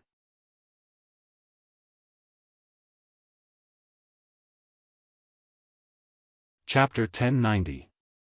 After a short conversation, the members of Fairy Tale did not fully believe Noah's words, but at the very least, they were half convinced. If it had been any other modern world, it would not have been so easy to believe that he came from another world. However, the world of Fairy Tale was a world where magic prevailed. In a situation where magic itself represented inconceivable phenomena, the people of this world who fully understood magic would naturally not find it that hard to accept the existence of another world. After explaining his purpose for coming to this world to the people of Fairy Tale, Noah finally got to the point. So, I want to go to the royal capital. Can you tell me how to get there? That one sentence caused everyone to fall silent. After a long time, Lucy sighed and said so. Even though you're not one of us, you're still another member of Fairy Tale. Logically speaking, it wouldn't matter if we helped you with such a small favor, but we still have to advise you to give up." Lucy's words caused the silent atmosphere to become oppressive. On the other hand, Noah himself looked at Lucy without any surprise. Because of the kingdom? In this world, the entire world of Edras was ruled by a single kingdom. The kingdom had the ability to rule the entire world and had the ability to send troops to guard every city and town to prevent the private use of magic. It was easy to imagine the extent of its influence and strength. To put it bluntly, going against a kingdom like this was no different than going against the entire world. It was obvious how small the chances of success were. Not to mention, your goal is not only the kingdom, but also the kingdom of the surpassers. Lucy showed a fearful expression for the first time. That is the race of angels ruled by God. They control the existence of all humans. If you do this, there is no doubt that you are going against both God and humans. Moreover, in the kingdom's army, apart from normal soldiers, there are also magical forces. Levi also showed a fearful expression. Right now, the magic of the entire world is monopolized by the kingdom. The magical forces of the kingdom are equipped with magic. Even if you can use magic, you have no chance of winning against such a large number of magical forces. Although the people around them did not say anything, their expressions were the same as Lucy and Levi. They did not have high hopes for Noah. That was only natural. On one side, there was a person. On the other side, there was a kingdom that had the ability to rule the entire world and a race that had the ability to control humans. No matter who it was, they did not think that the former had a chance of winning. In response, Noah said indifferently, "Don't worry. You just need to tell me how to get to the royal capital. I will think of a way to solve the rest." Seeing that Noah didn't have any intention of giving up, the entire fairy tale sorcerer couldn't help but be startled. "You should just give up." Mira couldn't help but say. "Don't you have an engagement with my other self? If something happens to you, she will be sad." "No, you are wrong." Noah looked straight at Mira and said. "Because I am here to protect my companions and the guild. Therefore, Mira will only be happy, not sad." Mira opened her mouth, but she was speechless. Just as the atmosphere became more and more oppressive, Noah, with his outstanding sensing ability, suddenly felt a ferocious aura coming towards the entire fairy tale like a meteorite. At that moment, Noah's gaze turned cold and he spoke without hesitation. "Be careful." Before he could finish his words, an indescribable impact acted on the entire fairy tale. Dong! Accompanied by a rumbling sound, the entire fairy tale shook violently as if it had been struck by something ferocious. Woo woo woo woo. Caught off guard, almost no one reacted in time, causing the entire fairy tale to tremble up and down like an earthquake, causing many people to fall to the ground and cry out in alarm. Woo woo. In the next second, a low growl sounded from outside the fairy tale. It was not the cry of a human. It was the cry of a magical beast. Hearing this cry, the people present seemed to know something and their expressions changed abruptly. Not good. It's the royal army. No. It should be called Fairy Hunt. The fairy hunt is here. The entire fairy tale immediately panicked. Even Lucy, Ruby, Wendy, Mira, and the others turned pale. Stupid Lebby. Lucy yelled out. Teleport. Quickly teleport. No. I can't. Ruby's face was ashen. Because you idiots suddenly brought someone from another world, I haven't even repaired the magic machine and can't activate the teleportation array to escape. At this moment, even the faces of the people around them turned pale, and some of their eyes even faintly revealed some despair. Noah was the only one who stabilized his body with one knee on the ground. He resisted the shaking of the building and looked at Mira. What's that fairy hunt? Ever since Fairy Tale became a dark guild, there's one person who's been in charge of attacking our guild. Mira bit her lip. That person is the fairy hunt. Because he had always been targeting Fairy Tale, that person was given a nickname. The Fairy Hunt. In this world, Fairy Tale was the enemy that she was most afraid of and hated the most. Boom! Not long after, the second wave of attacks came, causing the whole of Fairy Tale to shake even more violently, and even the walls began to crack. No! Lucy gritted her teeth and took out the handle of the long whip from her waist. If this continues, we will all be annihilated. Lucy? Wendy said in surprise. You. Don't tell me you want to go out and fight? If we don't fight, we will die. Lucy said with a face full of determination. If we must die, then of course I will fight to the end. The entire magic shooters of Fairy Tale were silent for a moment, and then each and every one of them showed a determined expression. Seeing this, Noah smiled. Sure enough, no matter which world it is, a fairy tale will always be a fairy tale. Noah slowly raised his head and looked outside the fairy tale. His eyes gradually glowed with a bright light. Although it's not my fairy tale, it's not someone else's turn to destroy it just like that. After saying this, Noah's whole body shot out like a bullet, and directly swept out of the door of Fairy Tale. Behind him, the exclamations of the magic shooters rang incessantly. However, Noah had already stopped on the ground outside, and looked at the sky. There was a huge black shadow suspended high in the sky, and with a hover, it was like a huge meteorite, directly falling from the sky, and directly attacking Fairy Tale. Buzz! However, at this moment, a huge golden ripple suddenly fluctuated, and covered the entire top of Fairy Tale. In the next moment, a huge shield that was as thick as a city wall and inlaid with flower petals emerged from the golden ripples. It shielded the entire Fairy Tale behind it, protecting it within.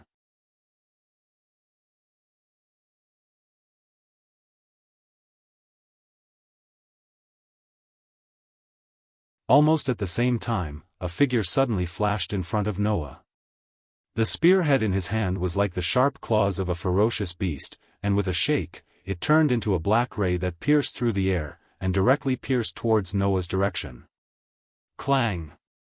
When the fist and the spear collided, it actually gave rise to a sound of metal clashing, setting off a strong shockwave that shook the two figures in the air away. Following gravity, they steadily landed on the ground on both sides of the ground in front of the huge magic beast that was stirred up by the huge magic beast, facing each other from a distance. From the moment Noah rushed out of Fairy Tale, blocked the huge magical beast's attack, kicked the huge magical beast away, and exchanged blows with the person riding the huge magical beast, the whole process did not even take 30 seconds. However, in this short period of less than 30 seconds, the group of magic shooters who had originally planned to risk their lives for Fairy Tale were all speechless as they watched the scene in front of them, and fell into an indescribable silence. Noah didn't even look at the group of magic shooters from Fairy Tale. Instead, he stared straight at the crimson figure opposite him. After a while, he muttered helplessly and unhappily, "You're right, Fairy Tale. You're right. So that's how it is. Is this the role you play in Edras?" This kind of muttering was not heard by the beautiful crimson-haired girl. However, even if she heard it, the other party would probably not pay much attention to it, right? Because, the positions of the two had already determined many things. This is really surprising. Saying this, the crimson-haired girl cast an ice-cold gaze towards Noah. There was no emotion in it. Fairy Tale, who used to only know how to run away, actually chose to fight today. Pretty gutsy, isn't it? Gutsy? Noah said coldly. Only the weak would need gutsy to challenge the strong, right? Oh. The crimson-haired girl smiled, but that smile of hers was incredibly cold. In other words, you think you are stronger than me? Whether I am strong or not is not something that can be proven with words. Noah slowly extended his hand, and with a flip of his hand, a small silver sword appeared in his hand and pointed it towards the girl. Prove it with your strength. Well said. The crimson-haired girl raised the pike in her hand and slowly arched her body like a beast preparing to pounce on its prey. A murderous glint appeared in her eyes. Let me see what you can prove to me, the leader of the Second Magical Strike Legion, Elusha Natwoka, with that toy in your hand. After those words, the crimson-haired girl, Elusha, clenched her fist. In her hand, the pike with the tip of a ferocious beast's claw glowed with a cold light. Bang! As if something had exploded, Elusha stomped on the ground and turned into a black shadow as she charged towards Noah. In her hand, the pike glowed with a cold light. Wherever it passed, even space itself seemed to glow with a cold light. Whoosh! In an instant, the small silver sword in Noah's hand glowed with a blinding white light that dyed the surrounding space a beautiful white. Following that, particles of light began to elongate. In the end, the silver holy sword that glowed with a beautiful silver light appeared in Noah's hand. The bright light it gave off caused the fairy tale's magi to close their eyes slightly. Clink! In the next moment, the silver holy sword and the pitch-black pike collided with each other. The sound of metal clashing was mixed with some sparks that burst out in space. The result of such a head-on collision was naturally that Noah, who had a LV, for ability value, remained unmoved. On the other hand, Elusha of Edras felt a huge force reverberate back, causing her to take a few steps back. However, Elusha, whose body was slightly shaken and she took half a step back, had an even colder expression on her face. She immediately rushed forward again, the pike in her hand glowing with a cold light. Like a venomous snake hidden in the shadows, she mercilessly bit towards Noah's direction. Looking at the pike that repeatedly pierced towards him and turned into a rain of pike lights, Noah's eyes flickered. Elusha was Noah's childhood sweetheart. The two grew up together. They ate together. They trained together. They worked together. They even bathed together. When it came to relationships, Noah and Elusha were well known in the entire fairy tale. Although the Elusha in front of him was not the Elusha Noah knew, Noah's heart gradually turned cold when he saw Elusha looking at him with a cold gaze as if she was looking at a dead person. At that moment, Noah's arm trembled slightly, but he did not retreat in the slightest. He directly brandished his sword and faced Elusha. In the arena, the brilliant white light and the cold black light each occupied half of the space. Clang clang clang clang. The silver-colored sacred sword flashed past in perfect arcs as it repeatedly collided with the long spear that stirred up waves of cold glints. Waves of sparks were set off as clear and crisp sounds of collision resounded. This caused the vigorous forces to collide in the arena. Waves of shockwaves erupted as they transformed into ripples that continuously spread out.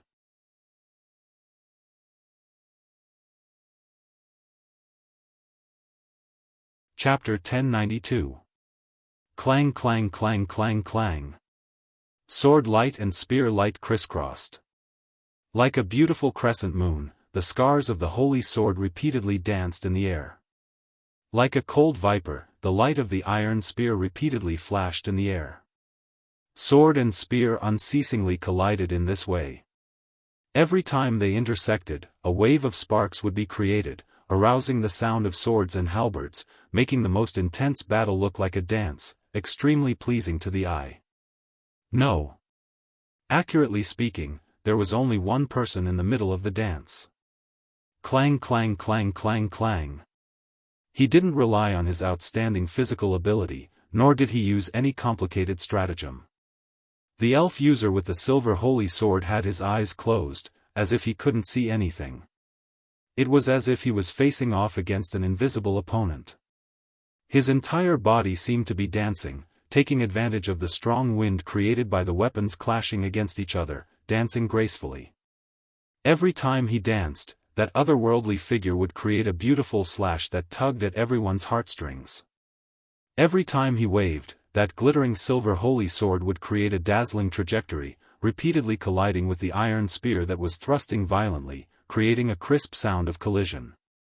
If it was said that Elusha, holding the iron spear, mercilessly thrusting at Noah, was a bee. Then Noah, holding the holy sword, using the beautiful sword light to deflect the incoming spear, was a butterfly. Even if he didn't have sufficient killing power like a bee, the dancing butterfly could still calmly flutter in the face of danger, blooming with the radiance of life. And following its master's kind and pleasing sword strike, that glittering silver holy sword's radiance became even more dazzling, causing the following slashes to become faster, fiercer, and more turbulent. That was also natural. Originally, the sword dance of the elf envoy existed to stimulate the strength of the contracted elf. Under that pleasing sword dance, the highest grade elf equipment named Demon Slayer gradually began to display its strength, causing the aggressive Elusha to be unable to resist and fall back, falling into a disadvantageous position. This made Elusha's ice-cold face flash with a trace of anger, holding the pitch-black iron spear in her hand, directly aiming at Noah's chest. Clang! Of course, such an obvious attack would not be able to do anything. It was directly deflected by the beautiful sword light that came head-on. This time, Elusha finally couldn't help but be repelled by the shockwave, involuntarily retreated several steps, and actually began to gasp for breath. Noah, as if he didn't see anything, still closed his eyes still, holding the silver holy sword, facing Elusha. Looking at Noah, who appeared to be extremely skillful, Elusha took a deep breath, and coldly said, "You do have some ability, no wonder your tone is so arrogant." However, this sentence was only exchanged with Noah's indifferent words. "Is that so? But I haven't shown my true ability yet." Elusha's eyes flashed with a trace of sharpness, and coldly laughed, no longer saying anything. The iron spear in her hand suddenly vibrated, and a burst of light suddenly burst out. Although his eyes were closed, his outstanding perception allowed Noah to feel a surge of magic from Elusha's iron spear. Without a doubt, Elusha was preparing to use Edra's magic. Following the burst of light on Elusha's iron spear, the pitch-black iron spear suddenly changed shape. At the same time, a scorching hot wind began to swirl around the completely deformed iron spear, dyeing the spearhead a fiery red like a soldering iron. "I'd like to see if you really have such ability." Leaving such a sentence, Elusha held up the fiery red spear, stamped her feet on the ground, and her body turned into a crimson shadow, shooting out like a ghost. As Elusha's figure shot out, an astonishingly high temperature rapidly condensed on the fiery red spear in her hand. In the end, it faintly formed a circle of flames condensed from demonic power. Feeling that astonishing heat, Noah didn't have the slightest doubt. If he was hit by Elusha's next attack, even with the LV4 durability bonus, his skin would still be burnt black, right? However, facing the hot wind from Elusha's fiery red spear that had already pounced on Noah's face, Noah opened his eyes. His pitch-black eyes flashed, and the arm that was tightly holding the holy sword trembled slightly.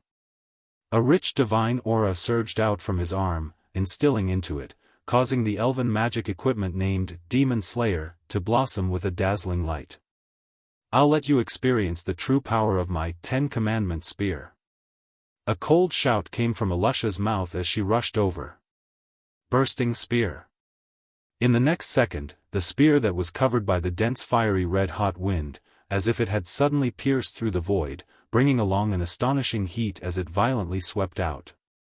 As the fiery red spear swept out, one could only see that the space around the spear had become slightly distorted. The blazing heat even roasted the ground until it was like the dead wood in the desert, completely charred black. The scorching flames illuminated Noah's expressionless face. Under the gaze of everyone present, Noah only slowly raised the Demon Slayer, that was shining with boundless radiance. Just like before, he swung it out to meet the terrifying spear with neither light nor heavy force. Stupid. Elusha's eyes finally flashed with killing intent, but the strength in her hand didn't decrease, but instead increased.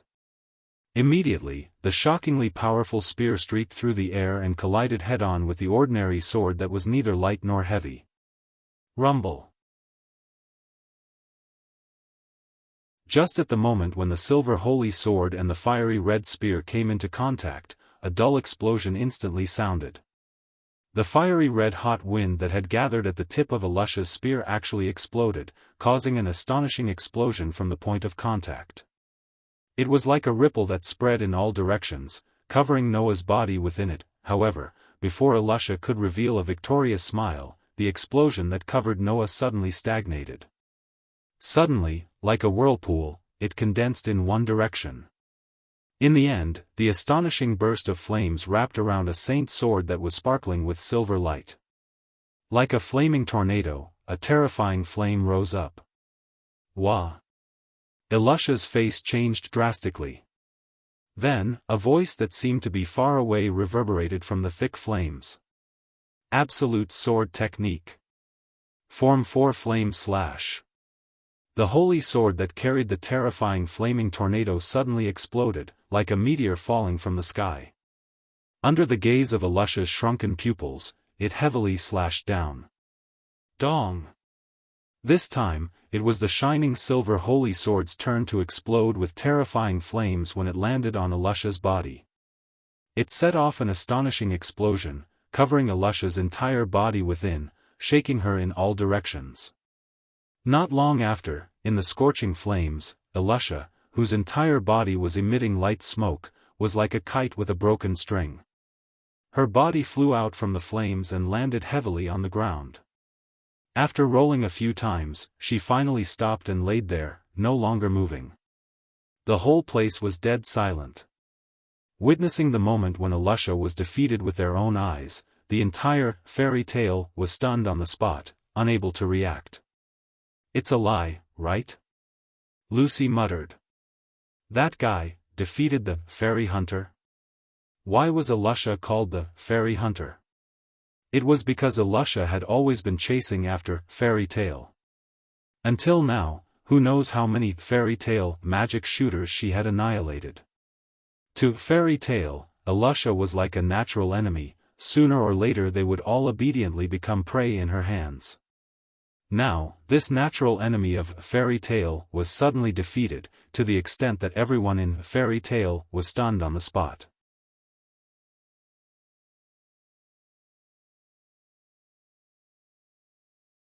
Chapter 1093. Whoosh! A whistling gale suddenly blew up, blowing away the explosive flames and sand that had filled the empty space in front of the fairy tale, causing the ground that was slightly charred and more or less cracked to be clearly displayed in front of everyone. In the field, Noah looked at Elisha, who was sprawled on the ground, not moving at all. He held the demon slayer tightly and felt the dense divine energy flowing within it as he muttered to himself. "Aster, are you okay?" Just as he finished speaking, Aster's voice sounded in Noah's mind. "It's okay, Master. At the last moment, I restrained my power. That human shouldn't have died immediately." Hearing this, Noah nodded silently. The sorcerers of Edras weren't like the sorcerers of Aslan, who could store mana within their bodies and use their own power to cast spells. In Edras, the so-called magic was actually just the power of magical weapons and magical items. Noah was well aware of this. Originally, he thought that there would be a difference in strength between Asran's and Edras's sorcerers, even if they were on the same level. However, Elisha of Edras, the leader of the second magical battle unit, who was known as the Fairy Huntress, was much more outstanding than most of the sorcerers of Aslan. At least, in Noah's opinion, Elisha of Edras and Elisha of Aslan were evenly matched. To be able to reach such a level with just magical weapons, Elisha of Edras's abilities could be seen clearly. After all, even Elisha of Aslan's reload spell was only a spell used to quickly replace and store magical weapons. In other words, Elisha of Aslan's strength was largely due to the power of magical weapons. Of course, just by relying on the power of magical weapons, Elisha of Aslan would never be able to become an S-rank sorcerer of the fairy tale.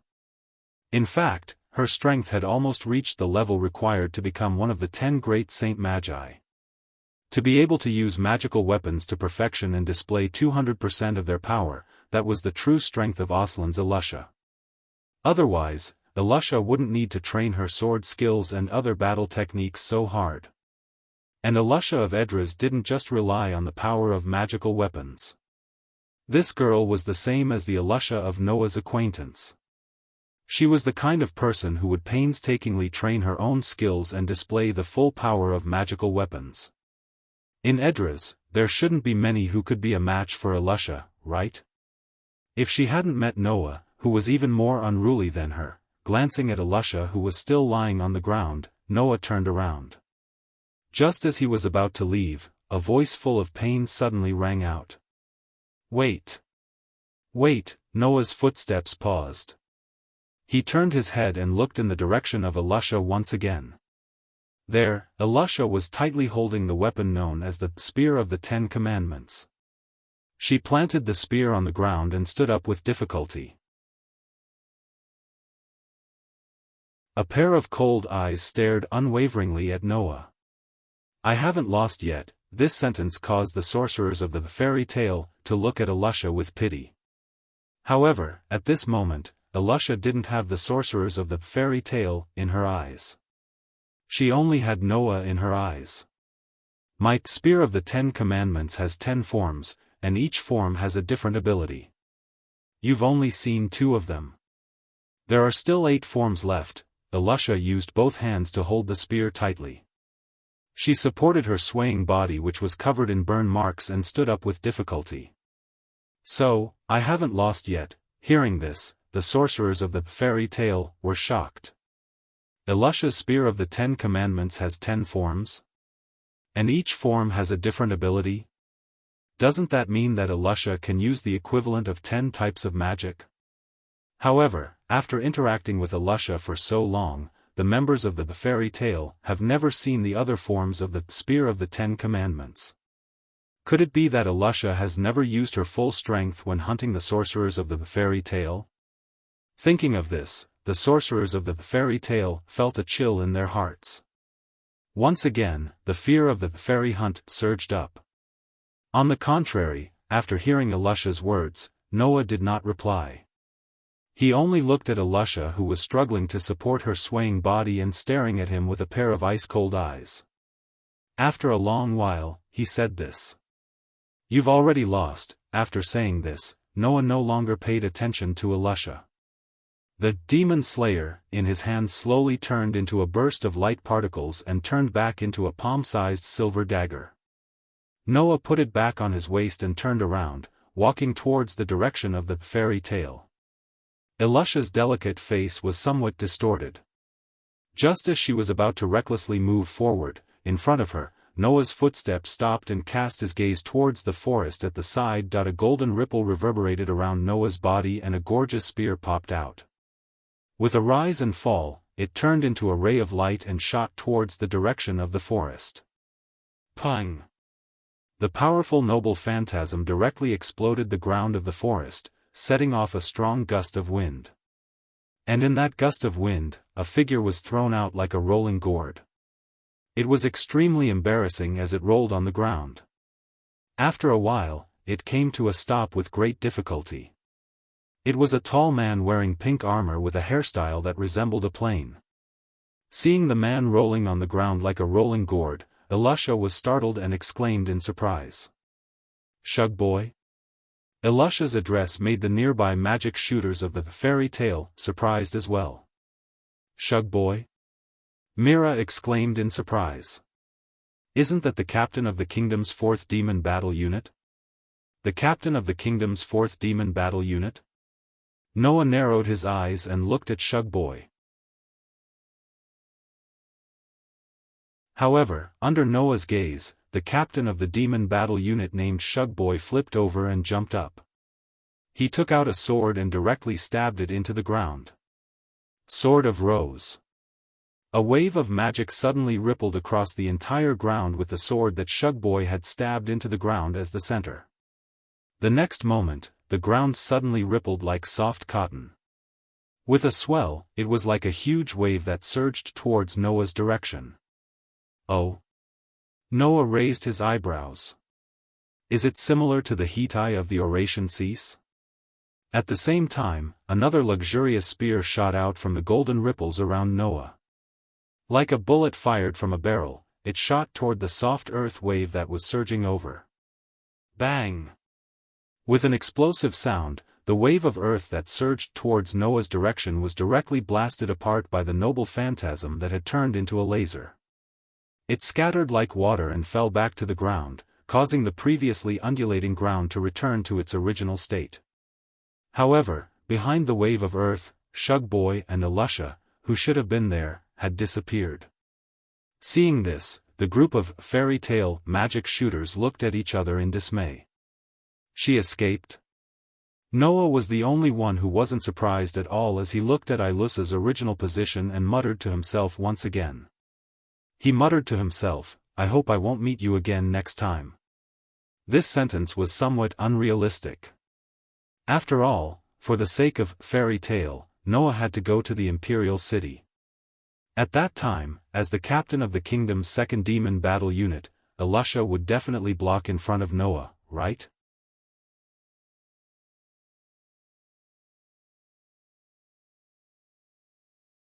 Chapter 1094. The royal capital of Edras was the most prosperous city on the continent. There was no need to explain the reason. It was simply because it was the royal capital, the home of the king of Edras. Of course, that was only one of the reasons. The reason why the royal capital of Edras was so prosperous was because the king lived there. The other reason was because of an island floating in the air above the royal capital. Extania. It was the place where the humans of Edras lived under the rule of the self-proclaimed goddess, the angel race, or surpassers. This island, which was like a shrine to Edras, floated in the air above the royal capital of Edras. That was why the royal capital of Edras had no choice but to be prosperous since it was located below the island where the goddess lived. Perhaps it was because of this that the city under Extania was chosen to be the capital of the kingdom.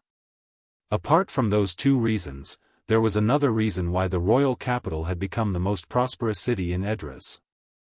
Under the king's strict ban on the use of private magic, only the royal capital was allowed to use magic in public in the entire Edras. The reason was that the king needed the support of his people. To win the support of his people, the king of Edras allowed the citizens of the royal capital to use magic. How should one put it? The hypocritical and dictatorial side of the royal capital was on full display. At this time, in the center of the huge palace in the capital, in an extremely vast and luxurious hall, there was a white-haired and white-bearded old man sitting on the throne. He was around 70 or 80 years old, with a crown on his head and a scepter in his hand, which represented his authority, sat with his eyes closed. That was the king of Edras, Faust. Below the throne, there were two people kneeling side by side on one knee. One of them was a youth around 17 or 18 years old. The other was a burly young man in his 20s, covered in black fur and with a face like that of a leopard. However, no matter if it was a human or a cat, at this moment, they were all facing the king who was sitting with his eyes closed.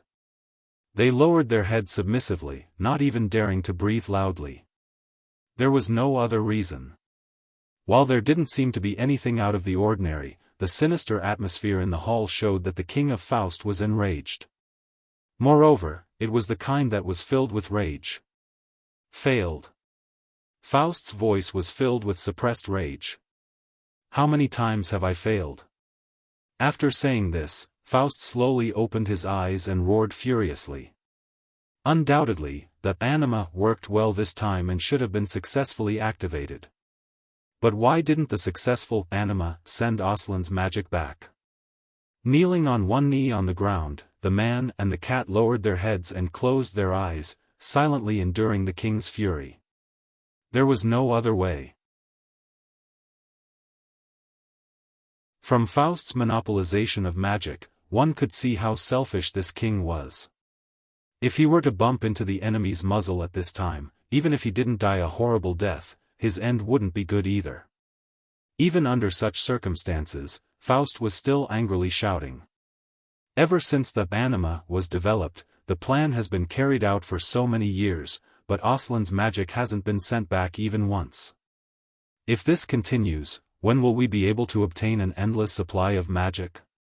In response to Faust's words, the strong black cat continued to bear it without any expression. Only the young man's body trembled slightly as if he was experiencing the same thing. Ever since the anima plan was started, it had indeed never succeeded. It wasn't because there was something wrong with the anima spatial magic. Instead, in Aslan, there was always someone who forcefully shut down the anima whenever it was activated, preventing the anima from sending Aslan's magic back to Edras. Needless to say, the reason why Edras' anima failed at the last moment was entirely because of Mr. Gang's interference. For this reason, this time, Edras didn't hesitate to use up a large amount of magic to adjust the anima power to the highest level. He originally thought that under such circumstances, no one would be able to stop the anima from activating. Now that the anima had indeed been successfully activated, Faust, who had received the news at that time, had been really excited.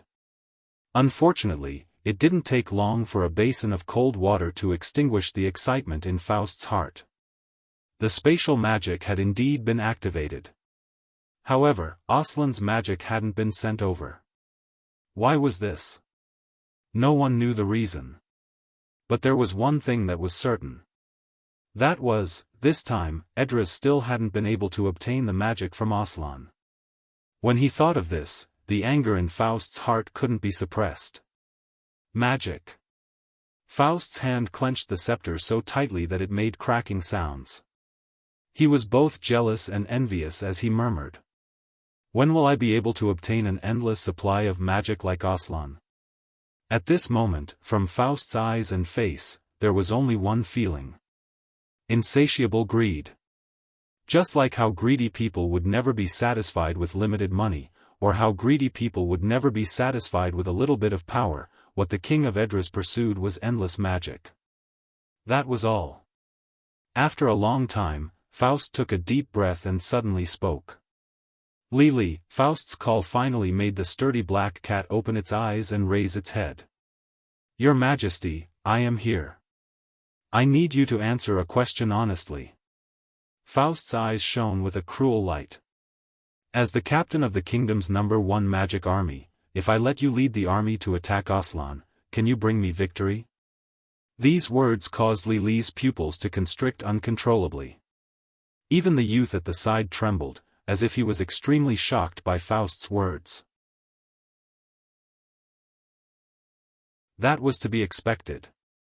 For the sake of magic, this insatiable king actually wanted to attack Aslan. That was simply wishful thinking. Forgive me for being blunt, Your Majesty.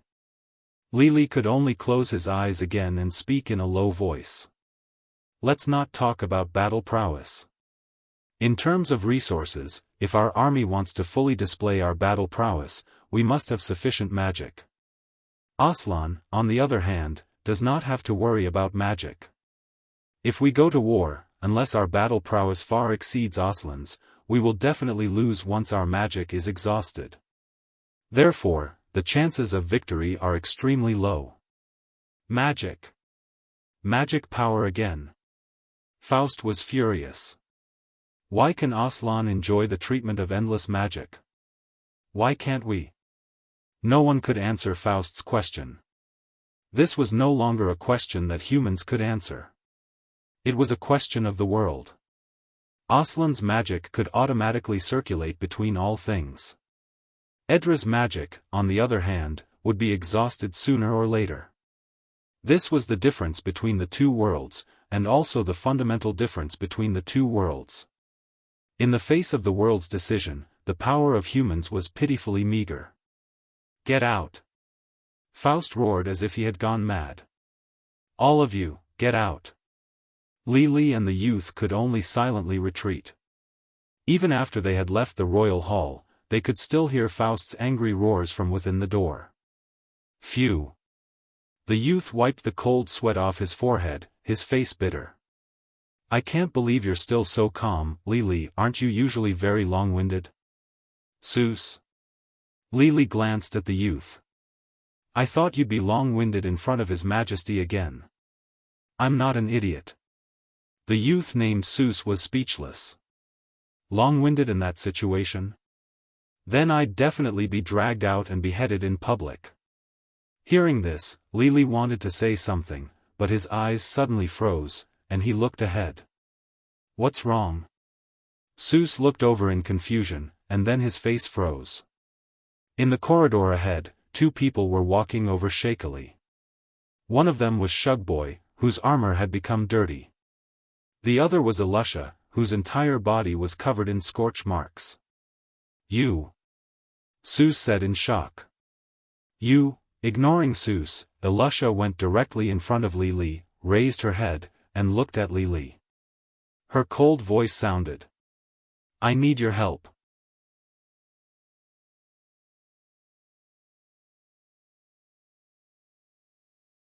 Chapter 1095. On a wide rocky road, an Arcanatech car was speeding forward at an extremely fast speed. Even though the road was full of potholes, the Arcanatech car's speed did not slow down at all. It was like an off-road race car, madly rushing forward. Yo-ho!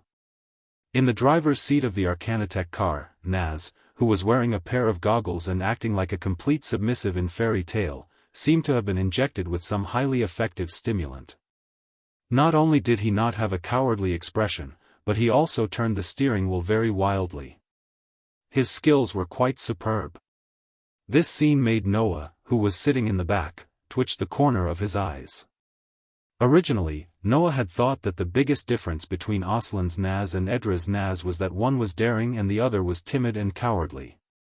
Now it seemed that the most fundamental difference between the Naz of the two worlds was their adaptation to transportation. No matter what kind of transportation Aslan's Naz took, he would immediately get carsick. But Edra's Naz not only did not have carsick at all, it seemed that his adaptation to transportation was frighteningly strong. At least, Noah was frightened. Heh, are you scared? Lucy, who was sitting in the back with Noah, crossed her arms and had a thought-provoking look. Although I don't know what the Naz in Aslan's fairy tale is like, but here, although Naz is usually very timid and useless, once he gets in the car, his personality will completely become strong and excited. I can tell. Noah was speechless for a while. After a while, he sighed and propped his arm up.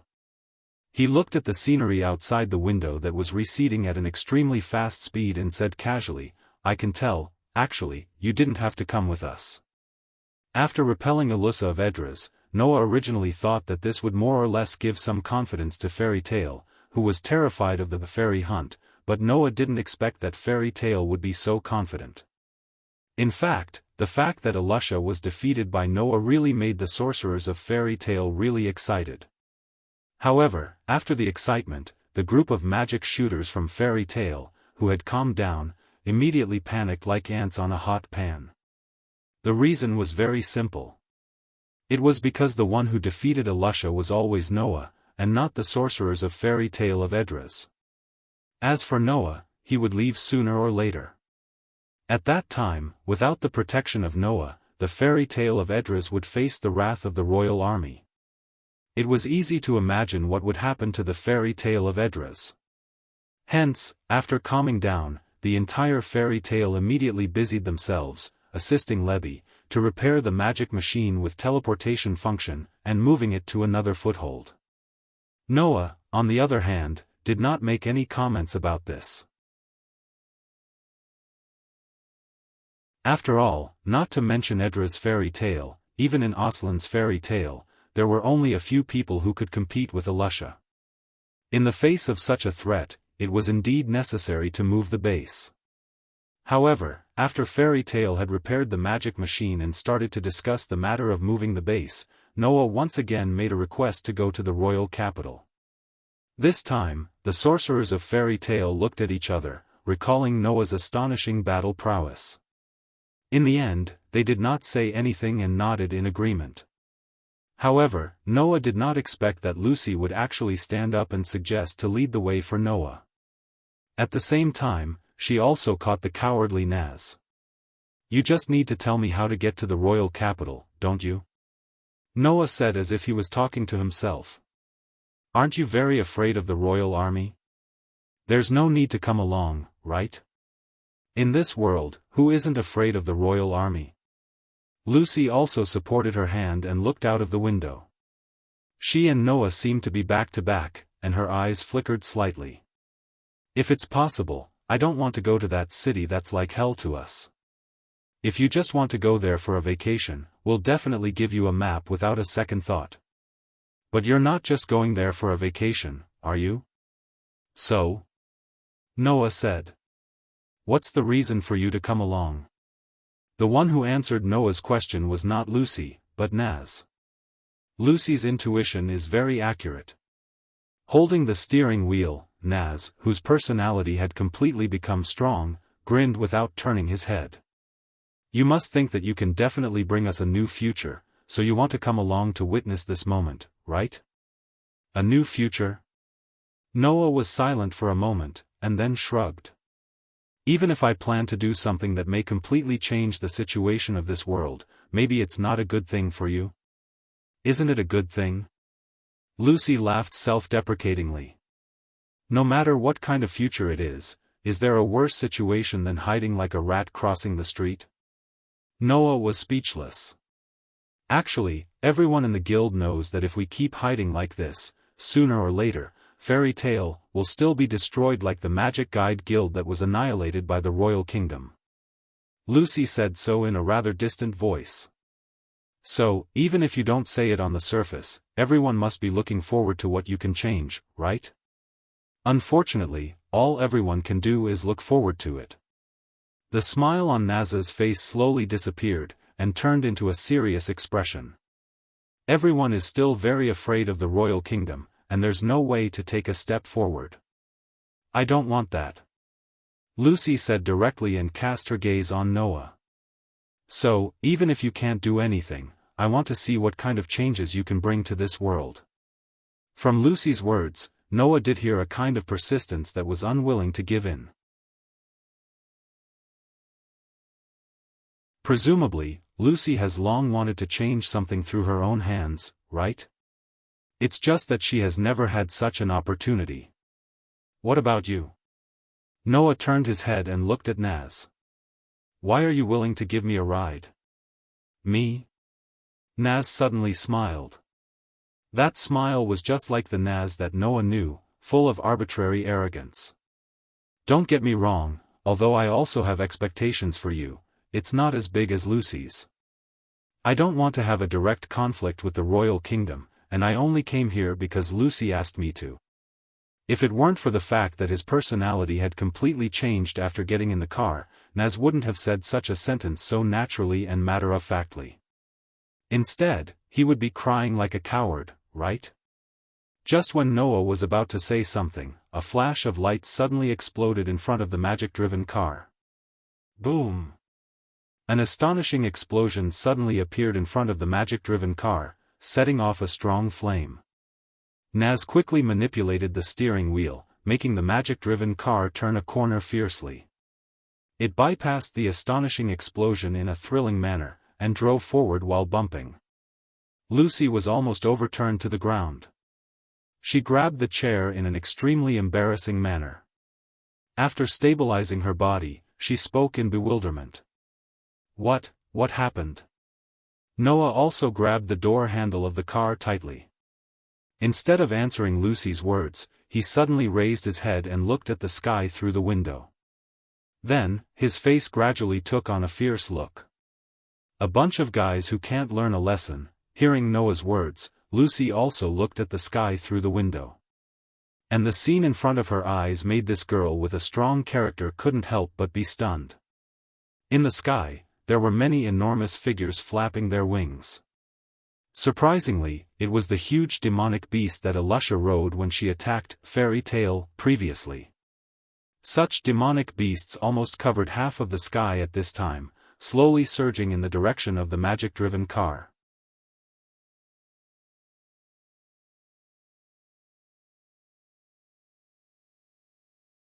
Chapter 1096. Then, how many magical beasts were flying in the sky? Even though it was impossible to count them all, half of the sky was filled with gigantic black silhouettes. It wasn't hard to imagine how many magical beasts there were. Almost every single one of these demonic beasts was larger than the average building. With such a huge number of magical beasts, if a war were to break out, they would be able to turn a city the size of the royal capital of Edras into ruins in a single day. That wasn't even taking into account the people on the backs of the magical beasts. Not only were those people fully equipped with equipment, they even held cannon-like weapons in their hands. Those were the magical weapons of Edras. Not good. Lucy and Naz cried out at the same time. That's the kingdom's magical forces. Even without Lucy and Naz's reminder, Noah knew what was going on. That was because Noah saw a familiar face on the back of one of the leading magical beasts. A head of crimson hair fluttered in the wind. Standing on the back of one of the magical beasts, Elisha looked down at the speeding magic carriage with a cold expression. Around it, there were 3 other magic beasts leading the group. There was also a person standing on each of the 3 magical beasts. There was a burly catman who looked like a human youth. There was a prideful youth. There was also a man dressed in pink full-body armor. Together with Elisha, the 4 of them stood side by side on the back of the 4 leading magic beasts. All of them cast their gazes towards the speeding magic chariot. Their lofty figures and the thousands of soldiers behind them caused Lucy and Naz's hearts to turn cold. As residents of Idris, how could Lucy and Naz not know who those 4 people were? Captain of the 1st Magical Legion of the Edras Army, Pensalalai. Captain of the 2nd Magical Legion of the Edras Army, Elisha Natwoka. Captain of the 3rd Magical Legion of the Edras Army, Shus. He was the leader of the 4th Magic Legion, Shugboy. In the Kingdom of Edras, the only forces allowed to use magic to arm themselves were the most elite forces of the kingdom, the Magicite Force. Such a legion was led by the 4 captains of the Kingdom of Edras. Now, the 4 captains of the magic war forces were all present. Behind him, there was an entire army and magical beasts armed to the teeth. Such a force was more than enough to wipe out the entirety of Edras. However, at this very moment, they were mobilized because of one person. "Oi oi, please spare me." Seuss yelled as if he couldn't take it anymore. Almost a third of the kingdom's magical warfare forces have been mobilized. All 4 squad leaders are here as well. Elisha, don't tell me you're only here to capture the few people in the carriage, right? Even Lily turned to Elisha with a questioning look, not to mention Hugh. However, before Elisha could say anything, Shugboy spoke up. That's the person who easily defeated Elisha. Unlike Elisha, while Shugboy didn't face Noah directly, he hid in the shadows and witnessed the entire battle between Noah and Elisha. Naturally, Shugboy also saw how easily Noah defeated Elisha. Otherwise, how could Shugboy have decisively retreated the moment he was discovered? The reason was that he was scared out of his wits by Noah. "Cut the crap," Elisha said coldly. "Take him down." Lily and Shugboy looked at each other and nodded. Although Hugh still felt very disdainful, he still gave the order obediently. In the next moment, the soldiers of the demon war army riding on the back of the magical beasts raised the heavy cannons in their hands and aimed at the magic car below. Dense magic power gathered at the muzzles of the cannons. Are they planning to shoot us down directly? Lucy couldn't help but change her expression. What should we do? Although Nazi wasn't afraid, there was a trace of anxiety in his tone. I can't avoid all the cannons. Hearing that, Noah glanced at the flustered Lucy and Nazi and said indifferently, "You don't have to worry about it. You don't have to worry about it. Just keep moving forward." After saying that, Noah didn't even give Lucy and Naz the time to react. He opened the car door, flipped over, and leaped onto the roof of the magic-powered car. He slowly stood up and raised his head to look at the sky above. At this moment, Noah and Elisha's eyes met. At the same time, their gazes turned ice-cold almost at the same time. Elisha looked at Noah coldly and raised her hand. Fire! As soon as his voice fell, the demonic beasts mounted on the back of the demonic beasts raised their heavy cannons and aimed at the demonic soldiers below and pulled the triggers of the heavy cannons in their hands. Bang! Bang! Bang! Bang! The standard weapons of the magic forces of the Edra's royal army were similar to the magic cannons of Noah. They could only change the shape of the magic cannons and fire the lowest level of magic spells. However, compared to Noah's powerful magic cannons, the Edra's kingdom's demon war army's magic cannons were far too weak. In the next moment, around Noah's body, intricate diagrams appeared in the air one after another and gathered a shocking amount of mana. Whoosh! The magic formations that seemed to have been imprinted in the air began to vibrate one after another and let out flashes of light. Immediately after, huge beams of light shot out from the intricate magic arrays, soared into the sky, and flew straight into the air. Elisha, Lily, Shus, Shugboy and the rest of the Edra's kingdom's demon war army felt their vision being filled with blinding flashes of light. By the time their vision recovered, beams of light containing terrifying amounts of mana shot into the sky. Feeling the terrifying amount of mana contained within those beams of light, Elisha, Lily, Shus and Shugboy's expressions changed. Then, the huge beams of light directly enveloped the incoming magic bullets, silently annihilating the overwhelming barrage of bullets. After that, the beams of light continued to shoot towards the magical beasts without slowing down in the slightest. Bang! Bang! Bang! Bang! Bang! Bang! A series of shocking explosions rang out in the air. The cries of the magical beasts echoed throughout the sky along with the cries of the demon war army soldiers. Not long after, in the flames that filled the entire sky, the charred and smoking magical beasts fell to the ground one after another like kites with a broken string. As for the four famous captains of the Edra's kingdom's demon war army, they were also enveloped by the flames and disappeared without a trace. In an instant, the most elite of the Edra's kingdom's demon war army was completely wiped out. Even though it was only a third of them. The shock in Lucy and Naz's hearts had long overwhelmed them completely. On the roof of the Arcanatech carriage, Noah looked at the flames coldly before he flipped back into the carriage and calmly said, "Let's continue forward." Lucy and Naz looked at each other in silence. The only thing that could be heard was the heavy silence as the Arcanatech carriage continued its journey towards the royal capital. At the same time, a magical beast flew out from the flames that filled the entire sky while emitting smoke. It was in an extremely sorry state. On the back of that magical beast were 4 people. Apart from Elisha, Lily, Shus and Shugboy, who else could it be? Monster. Shus cried out in fear. That's a monster. Unfortunately, the monster that Theseus was talking about was slowly approaching a bustling city as the magic-powered car drove on. Don't even think about leaving. Elisha's furious roar rang out as she ordered the magical beast to give chase.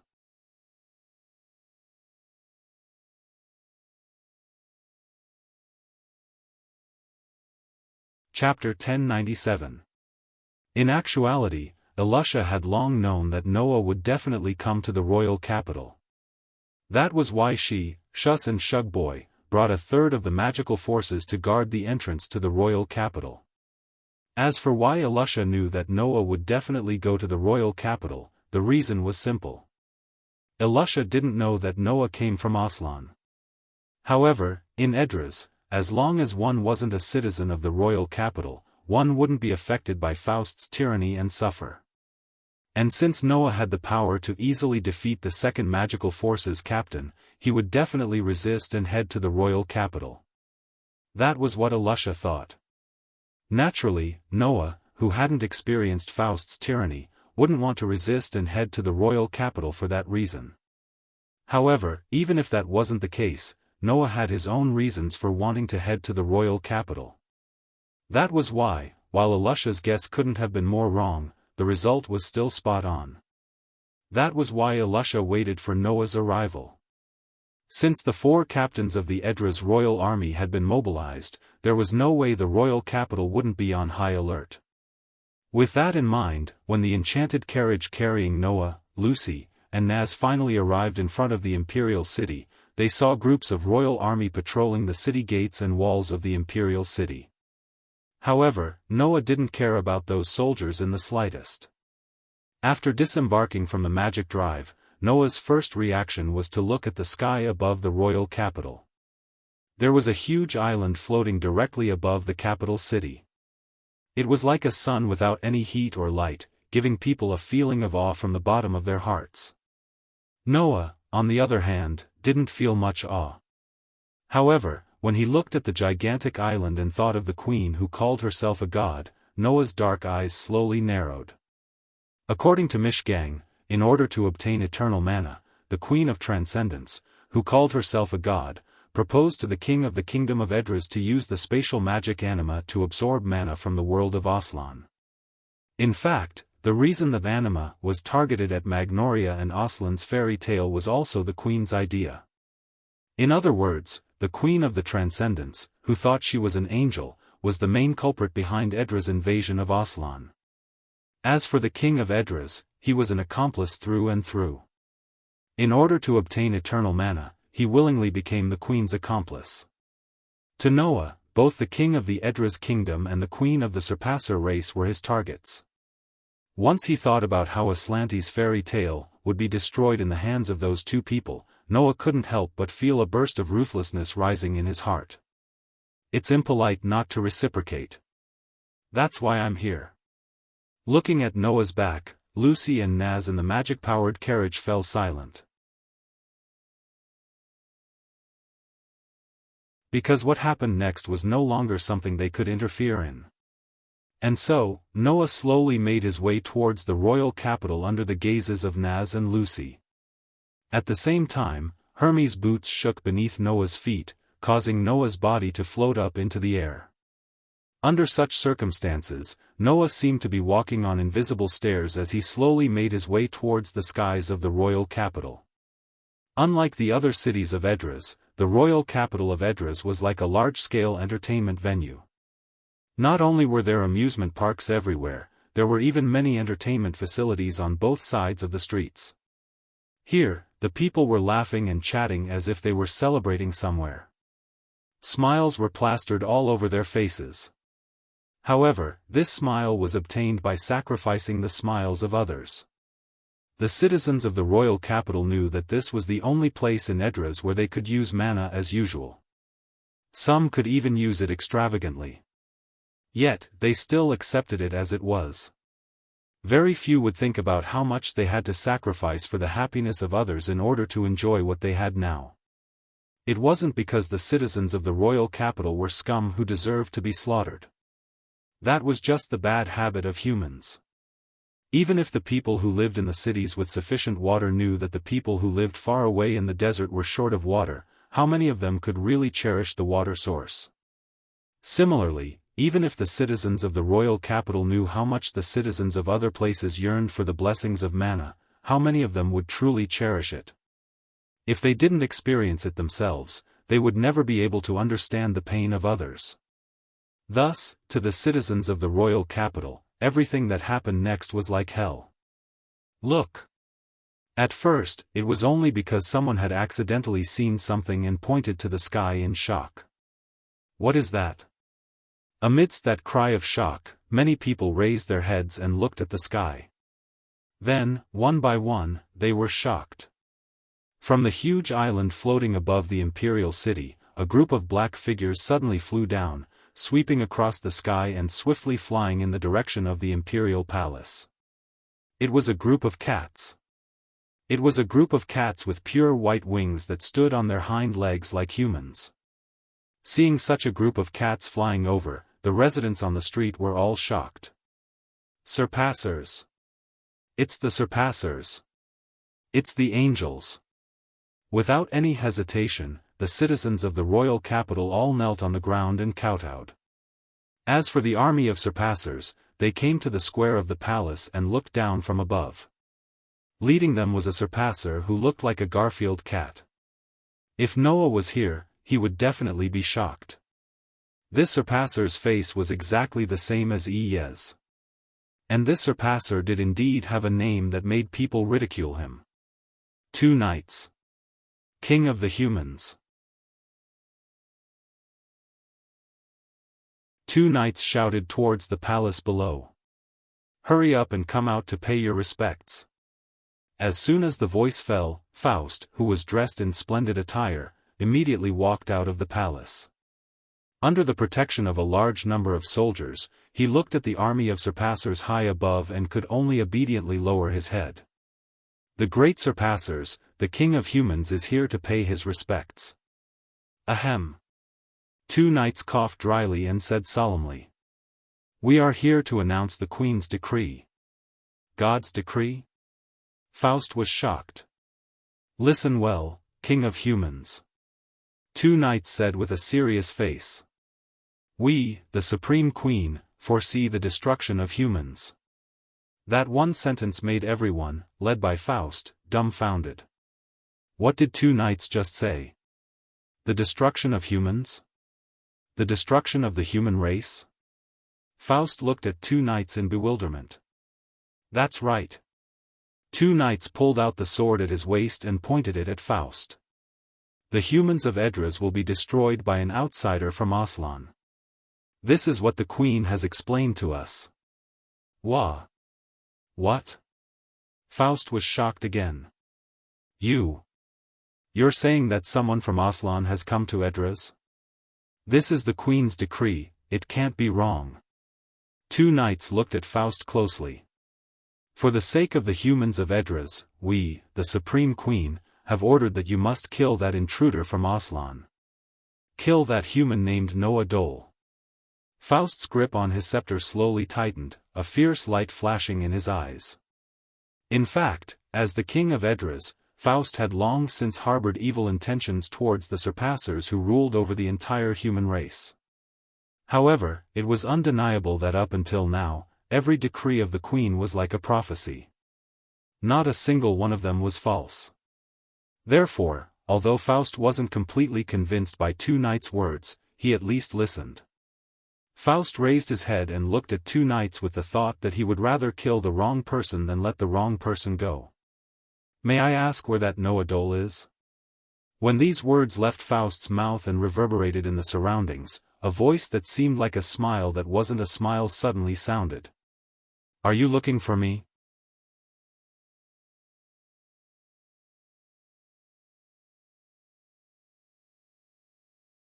Chapter 1098.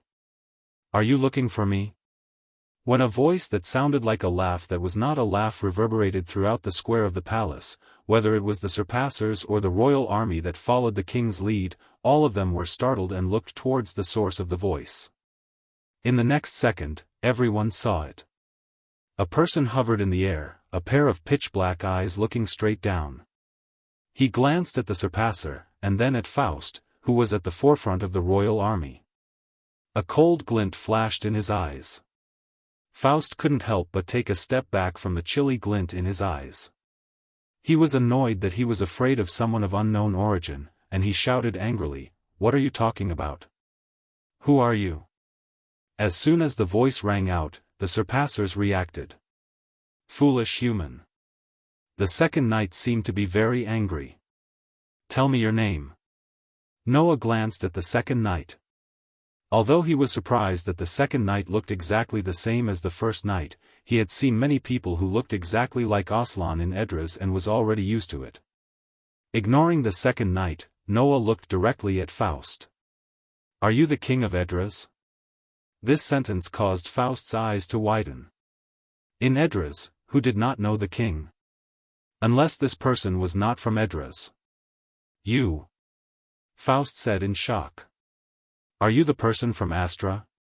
Hearing Faust's words, the surpassing transcendents, who were furious at being ignored by Noah, were all surprised. I see. The second knight's face was tense as he looked directly at Noah. Are you the Noah Doria that Her Majesty mentioned? Hearing this, Noah frowned. "How do you know my name?" "Humph." The second knight seemed to be mocking Noah's ignorance. He pointed the sword in his hand at Noah and loudly declared, "We, the Supreme Queen, are the gods of this world. There is nothing we do not know." "Gods?"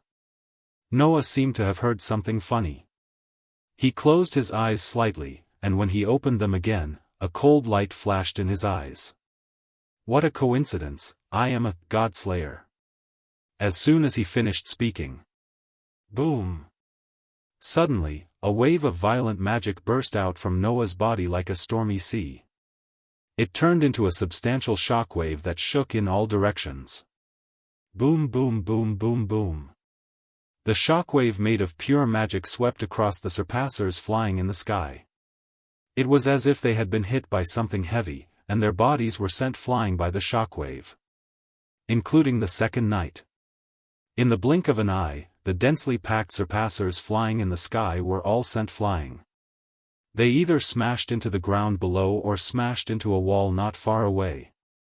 They fell to the ground with a pained expression on their faces. "You." The second knight, who was also sent flying to the ground, raised his head with difficulty and looked at Noah in disbelief. "A mere human dares to attack surpassers?" As for the royal army led by Faust, they were also shocked by Noah's attack on surpassers. Faust was the only one who was shocked. He looked at the violent magic swirling around Noah's body like a substantial wave, and his eyes almost popped out of their sockets. What?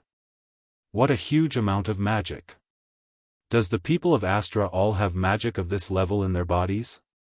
After the shock, Faust's eyes began to flash with greed and ecstasy. Good. Very good. This person is mine. Faust had taken a fancy to Noah. No. More accurately, he had taken a fancy to Noah's magic. Go. Go. At once, Faust barked at the royal army around him without hesitation. Take him down. Remember. You must capture him alive. The royal army, who had been awakened by Faust's order, finally reacted.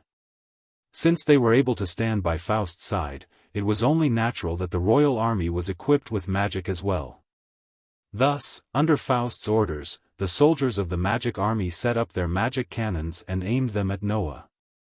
Noah also noticed the greed and ecstasy in Faust's eyes. After understanding Faust's thoughts, Noah laughed. It was a laugh that pierced through one's heart. Do you really want magic that much? One by one, beautiful magic formations suddenly fluctuated in the space around Noah, absorbing the seemingly substantial magic waves that were hovering around Noah. They flowed into them, turning into pure magic light that gradually shone. In that case, I'll give you what you want the most in the most direct way. You have to take it well, Your Majesty. The terrifying magic fluctuations from the sky caused Faust's heart to suddenly shrink, and an expression of horror appeared on his face.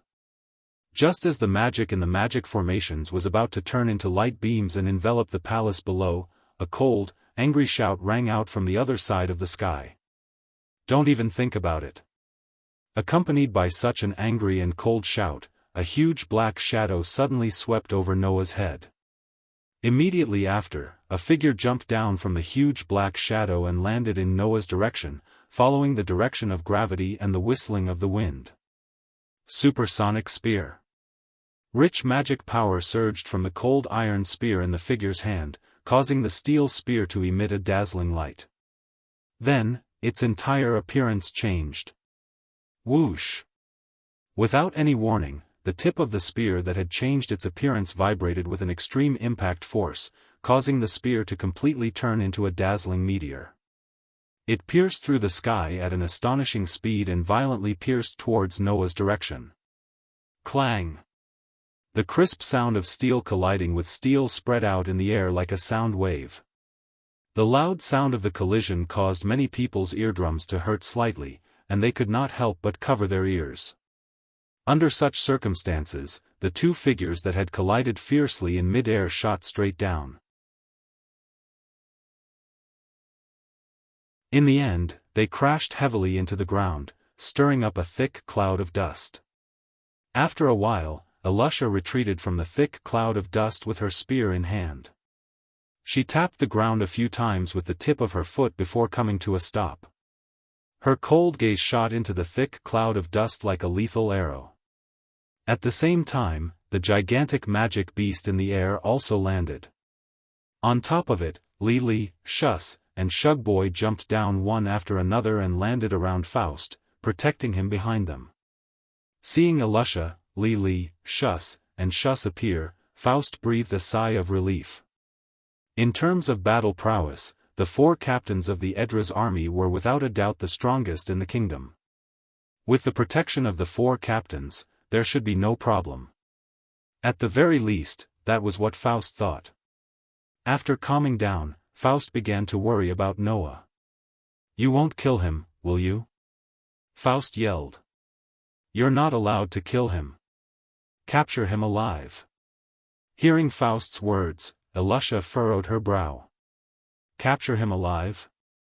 Elusha had already been defeated by Noah once, which proved that he was no weaker than Elusha in terms of battle prowess.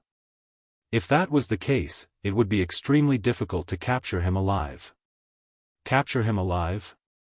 A mocking voice rang out from within the thick cloud of dust. That's right. Only by capturing you alive can the people of this world see how useless the so-called king is. Perhaps, only then will you know what kind of place you've reached your hands into. As those words were spoken, a silhouette walked out from the thick cloud of dust. In his hand, the resplendent golden sacred sword shone with a blinding light that illuminated the entire area. Seeing the silhouette walk out of the cloud of dust, the expressions of those present were all different. Shus and Shus were filled with fear. Lili's expression was solemn. Elusha's eyes were filled with killing intent.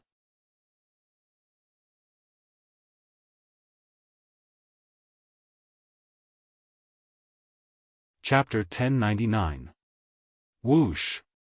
The inconceivably vast surging mana was like a miniature tornado with Noah as the center, constantly rotating in the center of the square of the palace, filling the entire space with an indescribable pressure that suppressed the hearts of everyone present.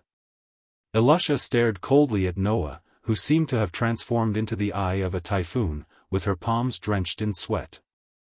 Even so, Elusha still gripped the spear of 10 abstinences tightly and whipped it out. With a spin, the black shadow of the spear tore through the air, bringing with it a powerful gust of wind that blew away some of the pebbles on the ground. The tip of the spear was pointed at the ground as dense mana surged out of Elusha's weapon. However, compared to Noah's mana, which was so dense that it was almost tangible, the amount of mana stored in Elusha's weapon was pitifully low. Faust's gaze towards Noah only grew more and more heated and greedy. Elusha, Lili, Shus, and Shugboy's expressions also grew more and more solemn. Shus and Shus' faces even stiffened up. What's wrong? Noah's gaze swept past Elusha, Lili, Shus, and Shus as he coldly laughed. You're not going to attack? Seeing how easily Noah handled the situation, let alone Elusha and Lili, even Shus and Shus couldn't help but feel a sense of anger. At this point, Elusha and the rest understood how terrifying Noah was. However, whether it was Elusha, Lili, Seuss, or Shogboy, they all understood one thing. If they didn't take Noah down, there would be no way for them to settle this peacefully. That was why they had no choice but to fight to the end. Understanding this, Lili stepped forward. With a flip of his hand, he pulled out a large sword from under his cloak. Although Seuss and Shugboy were a little fearful of Noah, when they saw Elusha and Lili stand out, they immediately clenched their teeth. One of them unsheathed a sword from his waist, while the other pulled out a magic wand from his bosom. In the next moment, with Elusha taking the lead, waves of mana began to surge out of the magical weapons in the hands of the 4 captains of the demonic battle troops, causing waves of powerful aura to rise continuously. They firmly locked onto Noah, causing the atmosphere to become increasingly tense.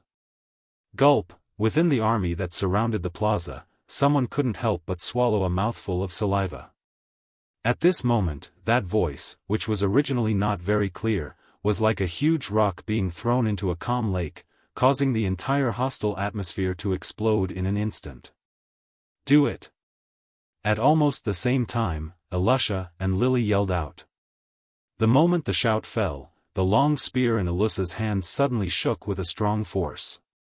She stomped her foot on the ground fiercely. With a bang, she turned into a stream of light and shot straight in the direction of Noah. The moment Elusha moved, Lily, Shus, and Shus followed suit and charged towards Noah's direction alongside Elusha. With a wave of the magic weapons in their hands, the sharp sound of air being torn apart could be heard.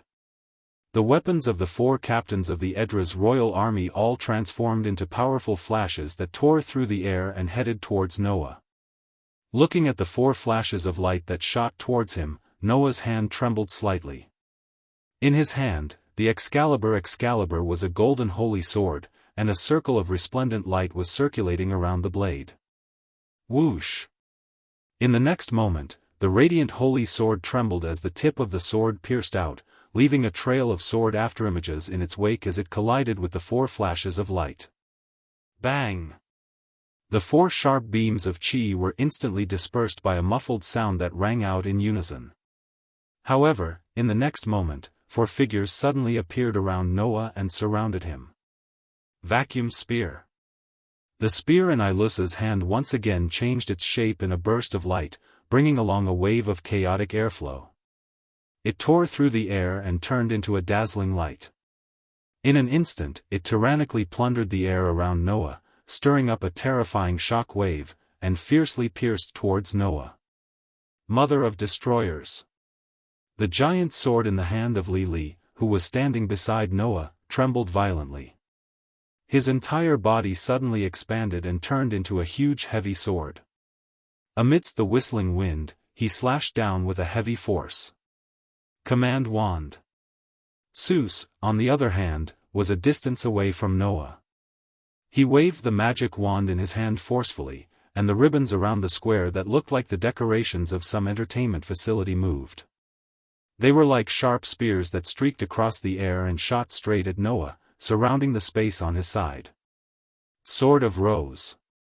Shogboy forcefully inserted the magical weapon in his hand into the ground. A strange magical wave reverberated on the ground, causing the ground of the square to violently fluctuate and roll. It was like a tornado made of mud, rubbing against the air as it mercilessly rushed towards Noah. The merciless attacks from 4 directions completely sealed off all of Noah's escape routes. With great momentum, they violently bombarded Noah's location. The 4 attacks caused the air to be completely annihilated. The space seemed to be slightly distorted, and the ground trembled repeatedly, causing ear-piercing buzzing sounds that resounded throughout the sky. However, in the face of those 4 powerful attacks, Noah, who was originally standing still in the center of the battlefield, finally moved. Clang! A dazzling sword light appeared without any warning amidst the crisp sword cry. At this moment, everyone only felt that the whole world seemed to have darkened. The dazzling sword light was like a full moon, bringing along a cold and beautiful moon arc as it slashed towards the surroundings. Absolute sword technique.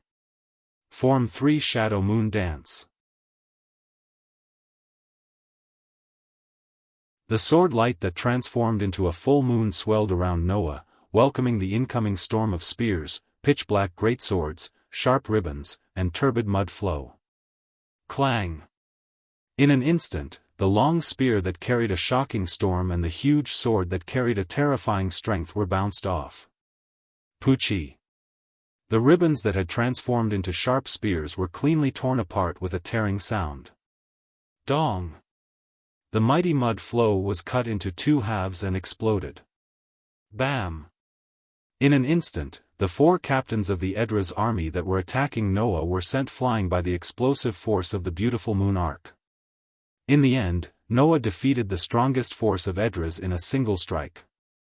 That was the difference between them. Furthermore, it was under the condition that the absolute sword technique's true power wasn't unleashed. After all, the absolute sword technique was a sword dance technique. Only by using divine might in conjunction with the elven device could it unleash its true power. At that moment, while the Excalibur in Noah's hand was an A++ rank treasure, Noah didn't use divine might. Additionally, the Excalibur wasn't an elven device, so there was no way it could unleash the full power of the absolute sword technique.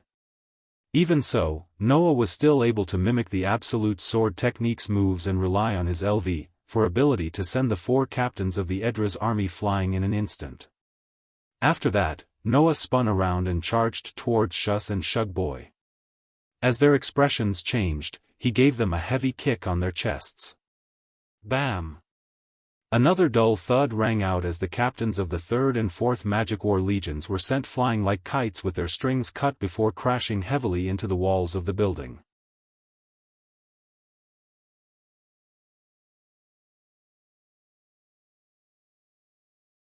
Chapter 1100. Poochie. Seuss and Shugboy both spat out mouthfuls of blood as they slammed into the wall. Their bodies softly slid down to the ground, no longer able to get up. Seuss. Shugboy. Seeing Seuss and Shugboy, who were both captains of the Devil Army, being defeated in an instant, Elusha and Lily's hearts trembled. That's it? Noah turned around and cast his gaze on Elusha and Lily, whose expressions had changed abruptly, and spoke faintly. It seems that these 2 captains of the Devil Army are different from you. This point could be seen from the magic weapons used by Seuss and Shugboy. Seuss's command wand seemed to be able to give life to inanimate objects and control them. Shugboy's rose sword was able to soften everything it touched. It was also a magic that could only be used against inanimate objects. These 2 people's magic was the type of magic that was used by manipulating existing objects. Apart from the magic, there was nothing special about them. That is to say, Seuss and Shugboy were only relying on the power of their magic weapons to fight. On the other hand, although Elusha's Spear of 10 Precepts had 10 forms and 10 effects, each of them could only be unleashed when Elusha was the one controlling them. As for Lily's Mother of Destroyer, it was even simpler. It was only a magic weapon that could freely change its shape. Both of them used close combat magic and magic weapons. If they didn't have a certain level of fighting ability, how could they use such magic weapons? On the other hand, Seuss and Shugboy's magic weapons relied on pure magic effects. They relied too much on the power of items. Once the items were no longer effective, they could be dealt with in minutes. Only you 2 are a bit interesting. In front of Elusha and Lily, Noah raised the Excalibur in his hand and pointed it at the stiff-faced Faust. He spoke indifferently to Elusha and Lily, so, you 2 have to work hard and see if you can defeat me. Otherwise, I don't need to say what will happen to the king you are loyal to. You should understand, right? These words made Faust's face turn furious, while Elusha and Lily's faces darkened at the same time. In the next second, Elusha and Lily's figures suddenly trembled and turned into 2 indistinct shadows, separating from each other. In the end, they formed a rather strange arc, as if they had purposely made 2 large circles, one on the left and one on the right, towards Noah. Sonic Spear. The long spear in Elusha's hand suddenly changed shape. The magic surging on it caused Elusha's speed to suddenly increase dramatically. As her figure flashed, the sharp sound of the air breaking was incessant. Even if it was not the true speed of sound, it was indescribably fast. Obviously, the so-called sonic spear was a magic that could increase the speed of movement and attack by several times. As for Lily, it was even simpler. A pair of pure white wings unfolded on his back. With a flap of his wings, his speed increased to a level comparable to Elusha's. Glancing at the 2 indistinct shadows rushing towards him, Noah's eyes flashed, but his body did not move an inch.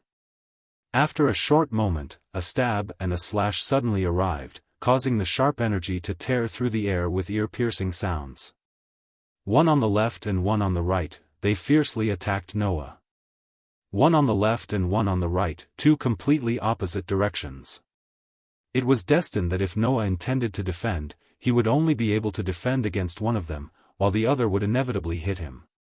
Unfortunately, even the attacks launched by Elisha, Lili, Seuss, and Shogboy from 4 directions had been neutralized by Noah, not to mention the attacks from 2 directions. Thus, under the countless gazes of the surrounding devil army, until Elisha's fierce stab and Lili's sharp slash gradually arrived, the Excalibur in Noah's hand shook. Clang! Amidst the crisp sword cry, 2 sword lights suddenly flashed at the same time, shooting out and heavily colliding with the long spear in Elisha's hand and the huge sword in Lili's hand. Clang! Amidst the simultaneous sounds of collision, a terrifying force that seemed to have materialized gushed out from the 2 sword lights. Bang! A low muffled sound rang out in the field. The astonishing force from the 2 sword lights gushed out like a flood, directly causing Elisha and Lili's figures to explosively retreat by nearly a dozen steps. Every step left a deep mark on the ground. In terms of physical strength, Lili seemed to be much stronger than Elisha. After a short while, he stabilized his body, but when he felt the numbness in his sword-wielding hand, his heart was somewhat shocked. This guy, what a terrifying strength! Just as this thought flashed across Lili's mind, a voice that seemed to laugh faintly sounded beside him. It's not just strength. All the hair on Lili's body suddenly stood up in an instant. Beside Lili, a figure seemed to have shuttled through the cracks in space and suddenly appeared. Lili, who felt a chill in his heart, almost subconsciously grabbed the huge sword in his hand. With a whistling gust of wind, he viciously slashed at the figure beside him. Clang! The golden holy sword and the pitch-black huge sword were like needles against each other as they collided with each other, giving rise to the sound of metal clashing against metal. However, those with discerning eyes could see that Noah's skill was definitely superior. As for why, at this moment, the tip of the golden holy sword in Noah's hand actually pointed at the huge sword that Lili had slashed horizontally, blocking it. That was not a flat blade, but a straight line of the blade. Noah was actually able to use the tip of his sword to precisely point at the straight sword edge. His eyesight was strong, and his skill was simply unimaginable. However, a fierce light appeared in Lili's eyes. He actually abandoned the sword in his hand and with a fierce aura, he pounced in front of Noah. In the next moment, Lili stretched out both hands and under Noah's astonished expression, he firmly grabbed Noah's shoulders. Then, Lili let out a low roar. Now is the time. Following Lili's low roar, Noah felt it. A figure instantly flashed behind Noah. Let me show you the strongest form of my Spear of 10 Precepts. The magical weapon in Elisha's hand emitted a shocking light, turning into an extremely gorgeous ceremonial spear. Holy Spear. Holy Stone World. On the gorgeous ceremonial spear, a bright light surged, causing the air around the spear body to become completely chaotic. It was like a meteor that contained a terrifying power, but also like a meteorite that directly struck out. Amidst the incessant sound of wind, it violently blasted in the direction of Noah.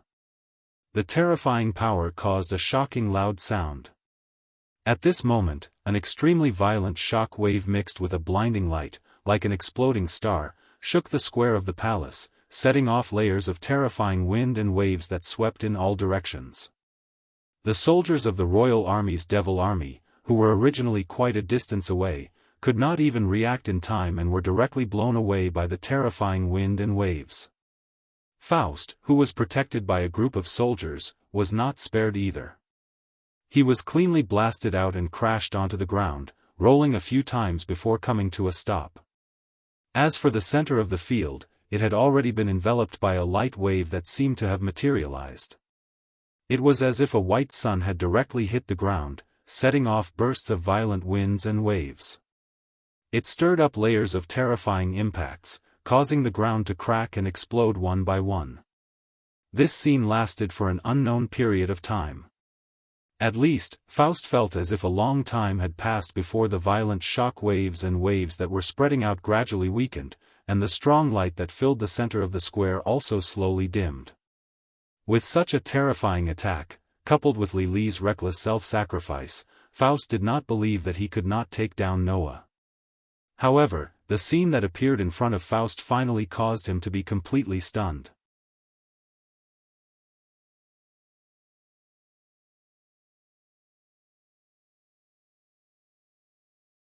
Chapter 11:01.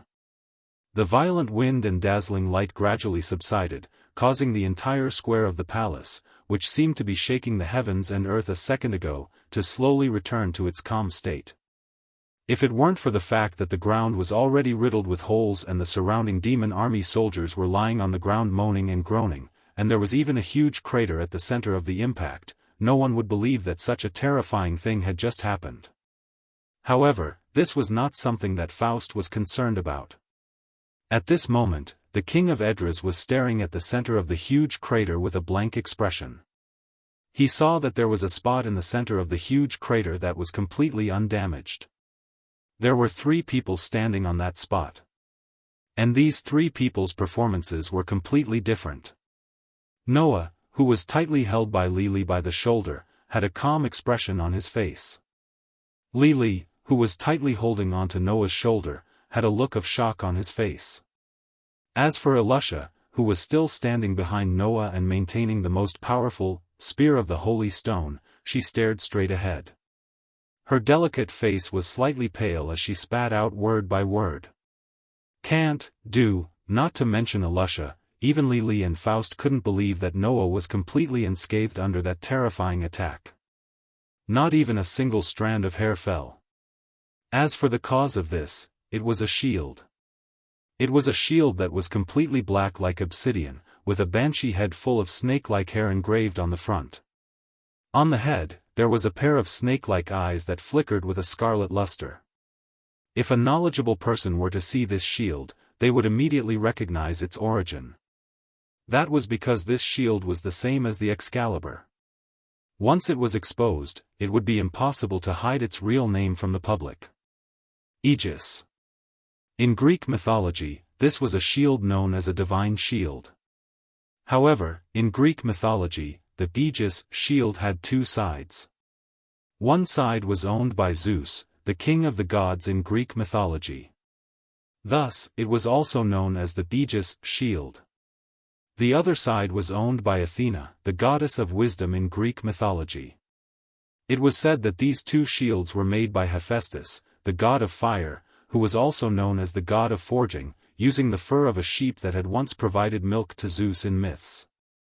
Although they were made of sheepskin, the 2 shields contained an astonishing amount of power. It was said that the Aegis of Zeus could not even cause the slightest bit of damage to it. Moreover, as long as it was lightly waved, the shield could create a storm. If it was placed in the sky, it would even darken the sky. And when Zeus picked it up, the sky would clear up. As for Athena's Aegis, it was fused with the head of the snake demon Medusa that was chopped off by Perseus. Anyone who was looked at by the eyes of the snake demon Medusa on the shield would be turned into stone. At this point, the body of the shield that blocked Elusa's final blow was already on the verge of being revealed. It was the Aegis of the goddess of wisdom, Athena.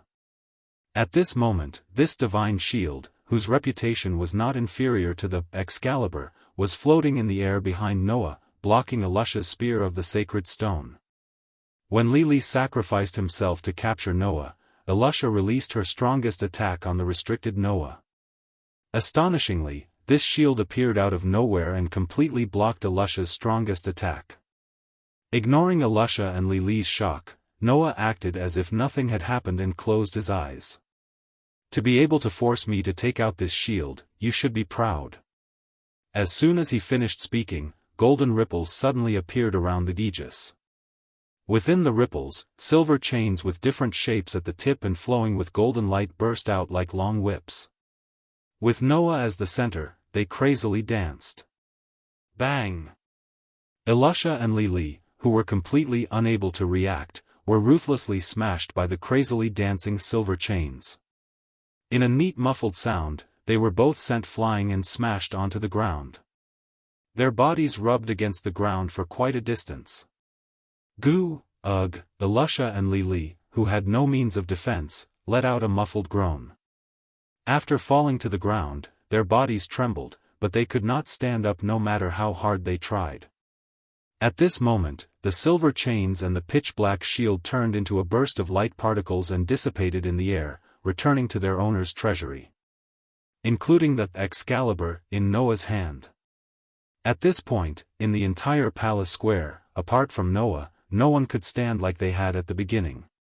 Whether it was the Surpassers who were blown away by Noah at the beginning, the Devil Army members who were affected by the aftermath of Elusha's strongest attack, or the 4 captains, all of them were scattered all over the ground. Noah stood in the middle of the messy field that was full of people and cats.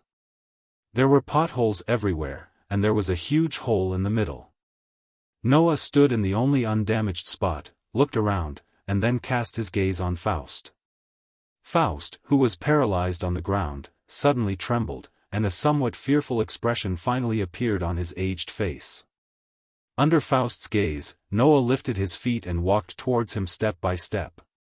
Suddenly, Faust seemed to be stimulated by something. He moved his butt and followed Noah as he walked and retreated. His voice trembled as he muttered absent-mindedly. Don't come over. Don't come over." Noah acted as if he did not hear anything. He stared at Faust and continued to walk towards him. "Don't come over. Don't come over." Faust's voice finally raised. "Didn't I tell you not to come over?" After saying that, Faust suddenly raised the scepter in his hand. Wang!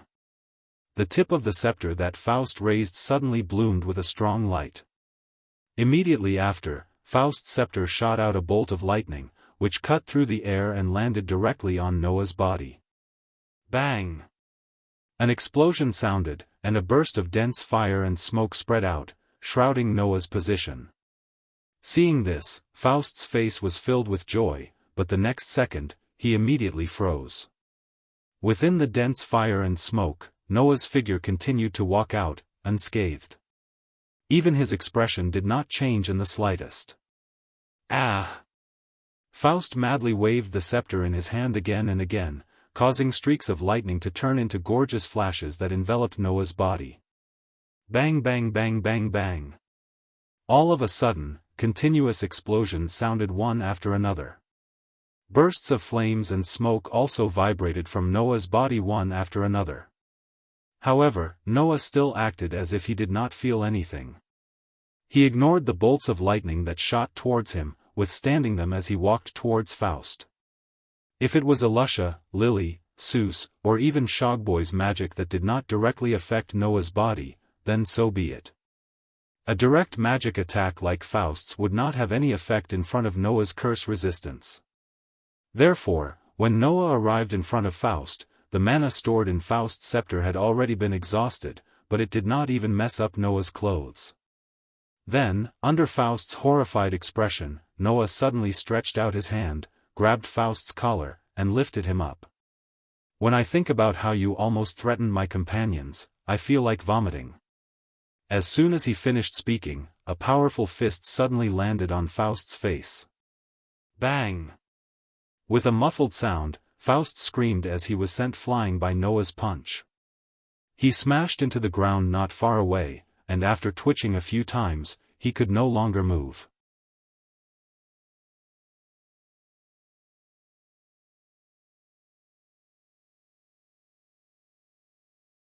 Chapter 1102. Bam! When Noah's fist landed heavily on King Edras's face and sent him flying with a single punch, those who still had some semblance of consciousness began to tremble in fear. Looking at the ruined plaza and the scattered humans and surpassers who couldn't get up, even the second knight's face turned pale. The extinction of humanity, wasn't it? The nightmarish scene in front of him was like the first act that symbolized the destruction of mankind, wasn't it? Of course, that was an exaggeration. It was impossible for Noah to destroy the humans of Edras for no reason, and it was even more impossible for him to slaughter all the humans of Edras for no reason.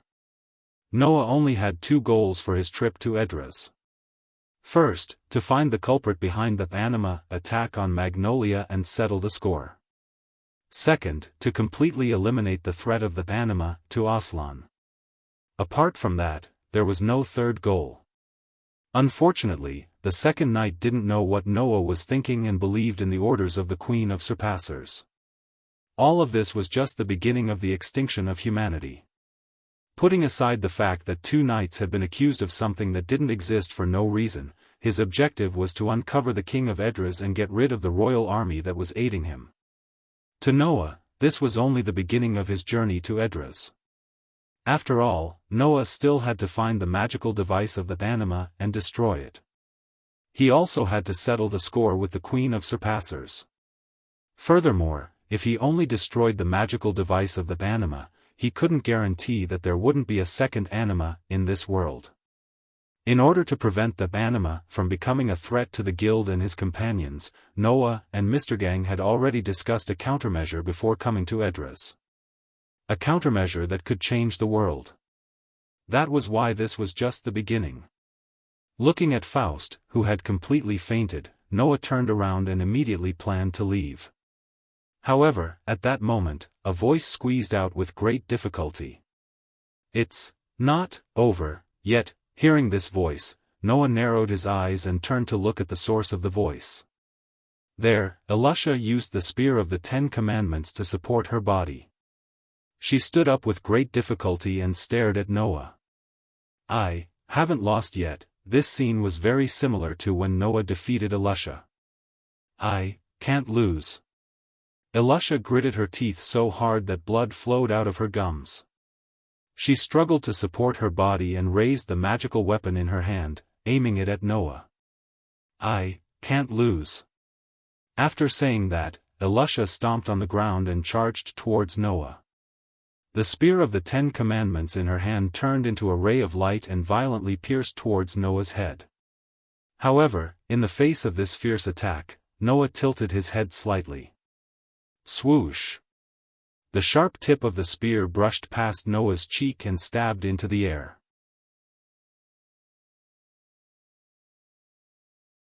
Elisha, who had used all her strength to stab with the spear, was already exposed.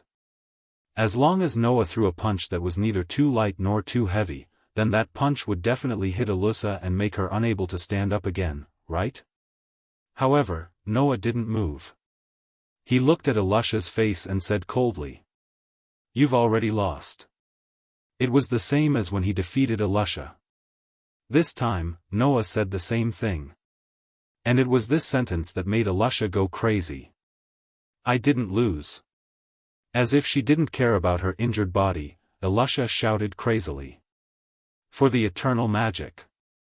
I can't lose." After saying that, the spear of the 10 Commandments in Elisha's hand turned into a series of spear shadows and continuously shot towards Noah's direction.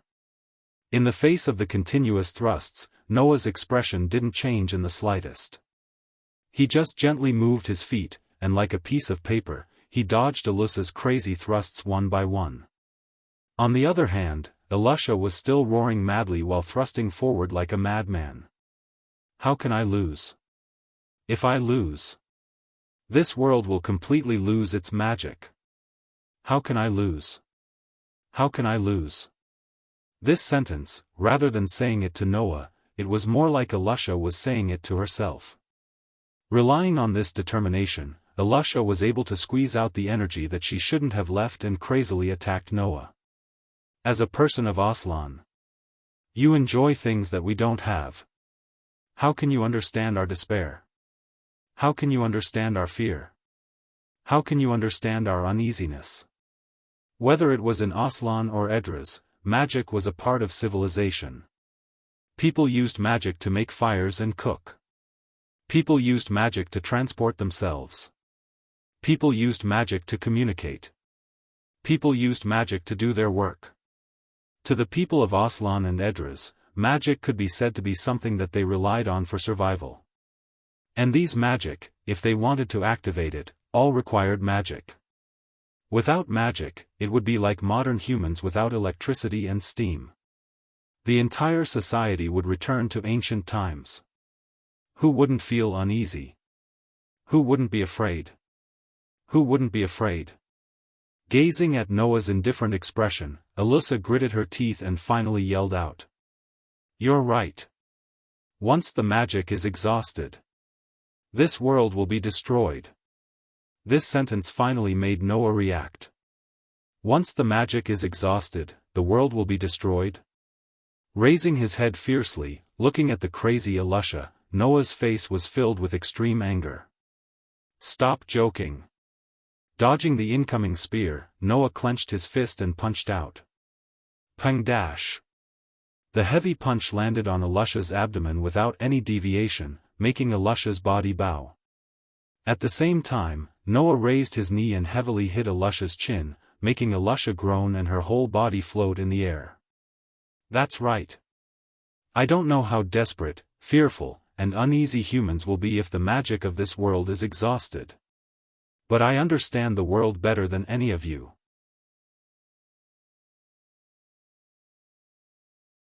When Alyssa was floating in the air, a hand suddenly stretched out and grabbed Alyssa's collar, fiercely dragging Alyssa back. Even if they are destroyed to pieces, they still don't give up hope. An elbow hit Alyssa's face, making Alyssa stagger back a few steps. Even if they lose their other half, they are still waiting for another chance to recover. A heavy punch landed on the other side of Alyssa's face, making Alyssa's body tremble violently and continuously retreated. Even if they are lost in a place that doesn't belong to them, they still emit their own light. A whip leg with a whistling wind kicked Alyssa's abdomen fiercely, making Alyssa's mind blank. She could no longer feel any pain. They are so strong, how can they be destroyed because of a mere magic exhaustion? Before Alyssa could bend down again, Noah suddenly grabbed Alyssa's throat and lifted her up. Looking at Alyssa, who had lost all strength to resist, with her hands and feet hanging down, and even her eyes unfocused, Noah coldly snorted. "You guys, don't underestimate this world." After saying this, Noah suddenly let go of his hand and threw out another punch. Bang! The last punch finally made Alyssa fly out like a kite with a broken string, hitting the trunk of a tree. She softly slid down and sat on the ground. Her vision was already blurred. However, Alyssa still stared at Noah, who was standing in front of her, tears falling from her eyes. "We just want to survive." Hearing this, Noah stared at Alyssa, who was sitting on the ground leaning against the tree trunk. The anger in his heart gradually subsided, and he closed his eyes. Without magic, humans still have physical strength. Without magic, humans still have bodies. As long as they have hands and feet, they can continue on. Even if it is a difficult situation, they can still choose to move forward. This is what humans are like. Slowly turning around, with his back facing Alyssa, Noah's voice echoed clearly. "The world only provides humans with a path and shelter, it will never provide you with life. How to survive is not dependent on the world, but on yourself." After finishing his sentence, Noah ignored Alyssa and directly left under Alyssa's gaze. Looking at Noah's gradually fading back, Alyssa's eyes fluctuated, and she gradually lost her mind. "Rely on yourself." The pain from her body began to return, and Alyssa's mind gradually regained its clarity. At this moment, Alyssa's uneasiness, fear, and despair towards the result of magic exhaustion did not disappear, but it was forcefully squeezed into another kind of emotion. This kind of emotion was called hope. Thus, Noah's words were firmly imprinted in the heart of this seemingly cold and strong, but in fact weak and powerless girl. And the world, under Alyssa's silence, continued to operate as usual, constantly strengthening itself. How could it be destroyed?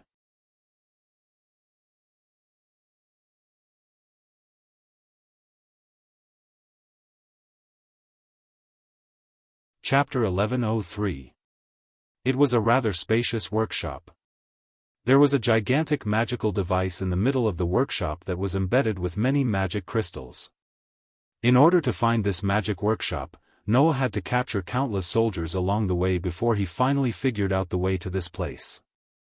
After all, while the workshop wasn't that secluded, normal soldiers wouldn't even come here.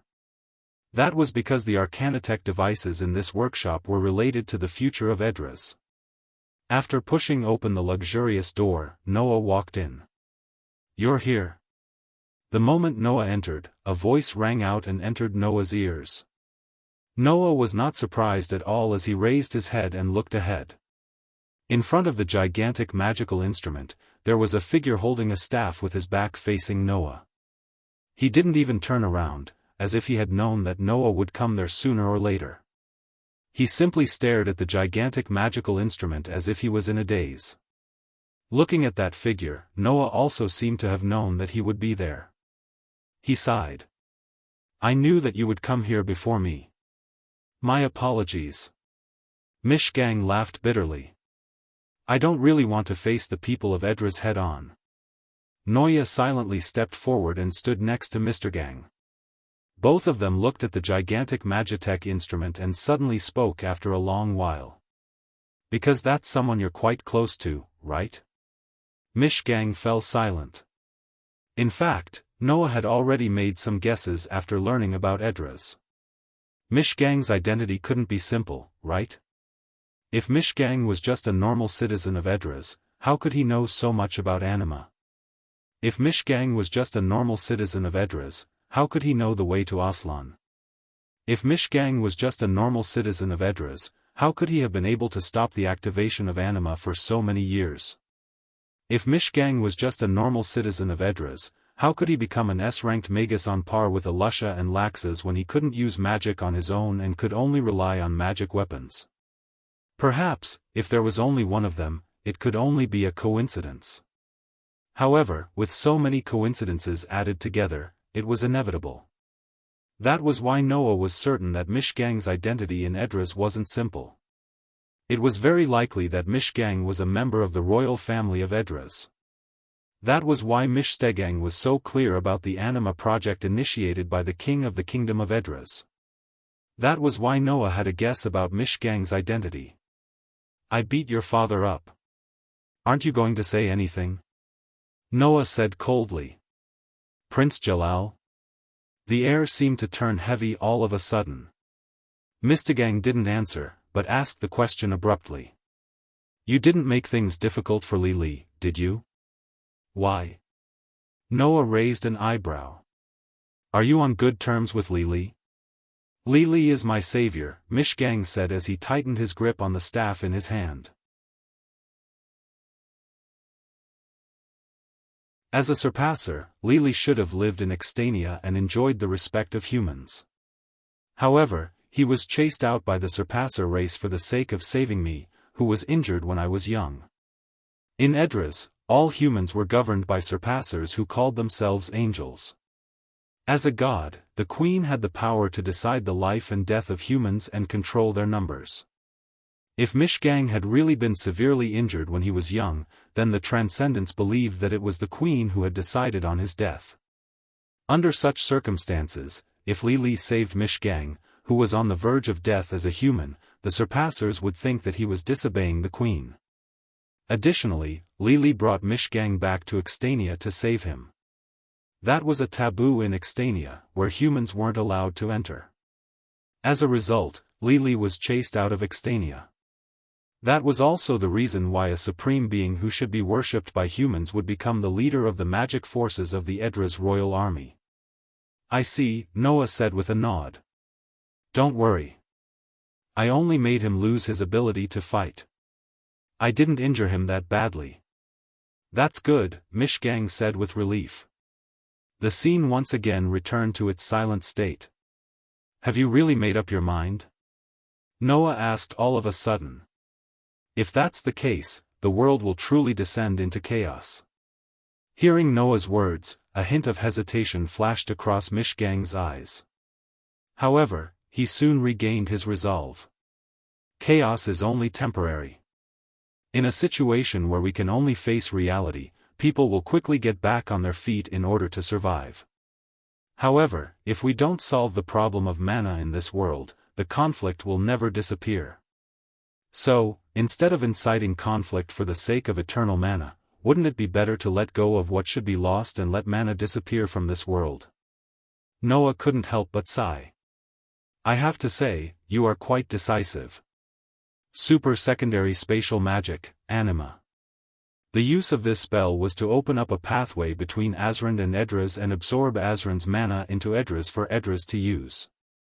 Naturally, since he was able to absorb Aslan's mana into Edras, then as long as he reversed the Anima, he would be able to reverse the flow of Edras' mana into Aslan. That was what Mishgang was prepared to do. As long as mana forever disappears from this world, magic can no longer be used. Even Anima is the same. Mishgang's tone was not perplexed at all. When that happens, Anima will no longer be a threat to Azrand. Isn't that what you want to do? But I didn't want to go to this extent at first, Noah said calmly. At first, I only wanted to destroy this magical device and get rid of the culprit. I wanted to change the world to someone more pleasing to the eye so that they wouldn't have any ill intentions towards Azrand.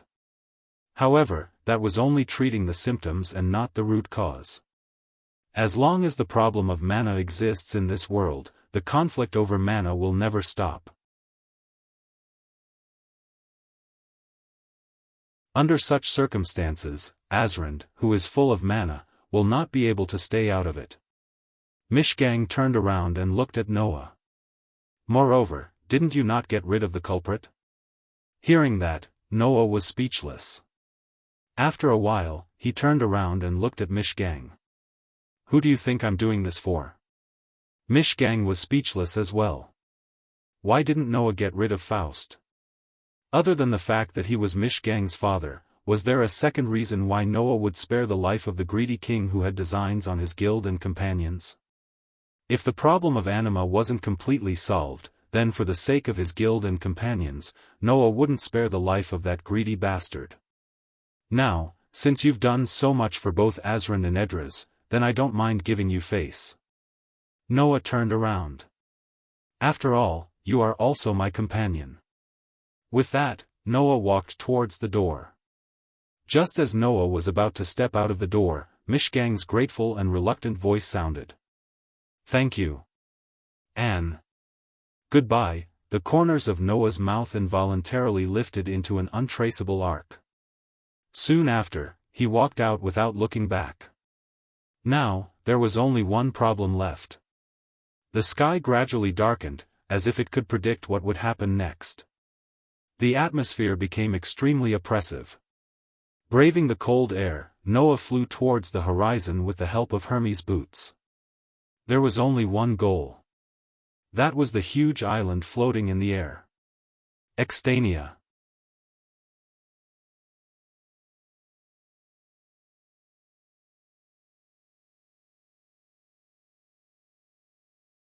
Chapter 1104. When Noah controlled Hermes' boots to slowly land on the huge island called Extania, an indescribable silence pervaded the entire space of the island. Regardless of the strange atmosphere, Noah raised his eyes and looked around. Noah had landed in the center of Extania. Extania, on the other hand, was a huge city built by transcendence. In other words, at this moment, Noah had landed in the center of the city called Extania. There were many buildings around him. Some of the buildings were as big as human residences, while others were smaller. They were suitable for transcendents like Habi and Shaluru to live in. On such a street surrounded by buildings of various sizes, cats that looked completely different in appearance, body shape, and even the color of their fur were walking around like humans. They were looking at Noah, who had descended from the sky, and were exchanging glances with each other. A human? Is that a human? He looks like a human. It was no wonder that the transcendents were so shocked. In Edras, transcendents were like angels to humans. Icastania, where the angels lived, was naturally a paradise for the humans of Edras. Even though this heaven wasn't as unreachable as in the legends, it was still very sacred in its position. The transcendent elders, led by the queen, strictly forbade humans from entering Extania. In the past, Lili had only brought a single human back to Extania before being chased out.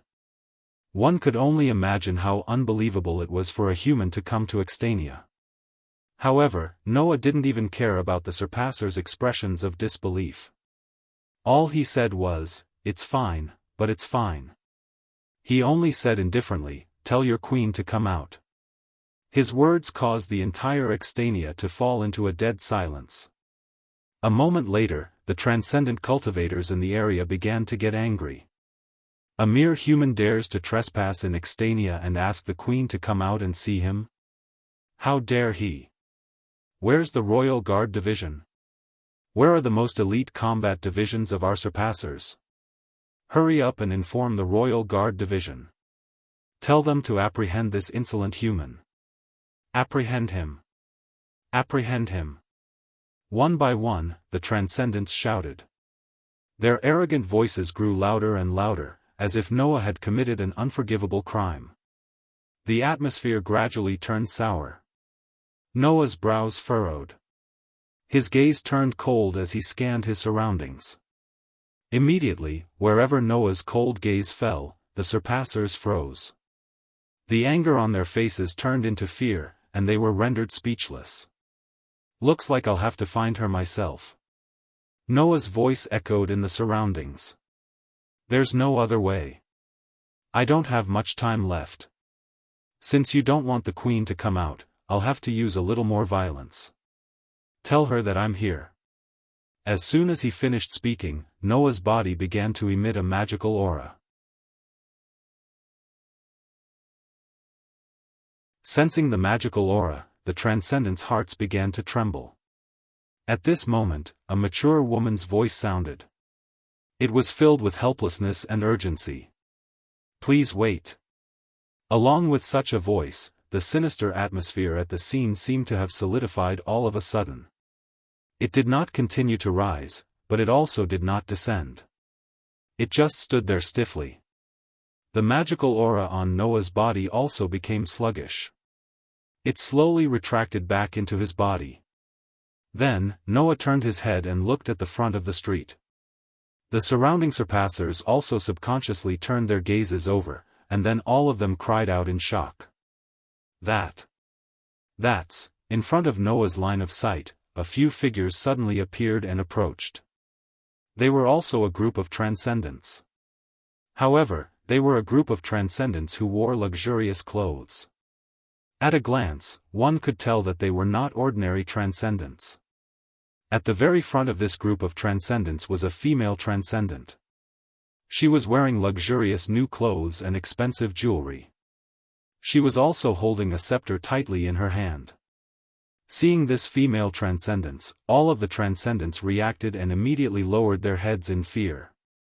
Seeing this, Noah understood.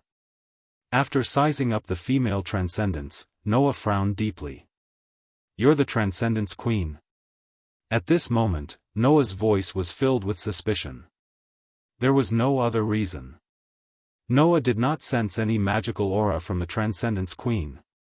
At most, her aura was a bit special. Until now, Noah's sensory abilities had only failed when facing Orpheus.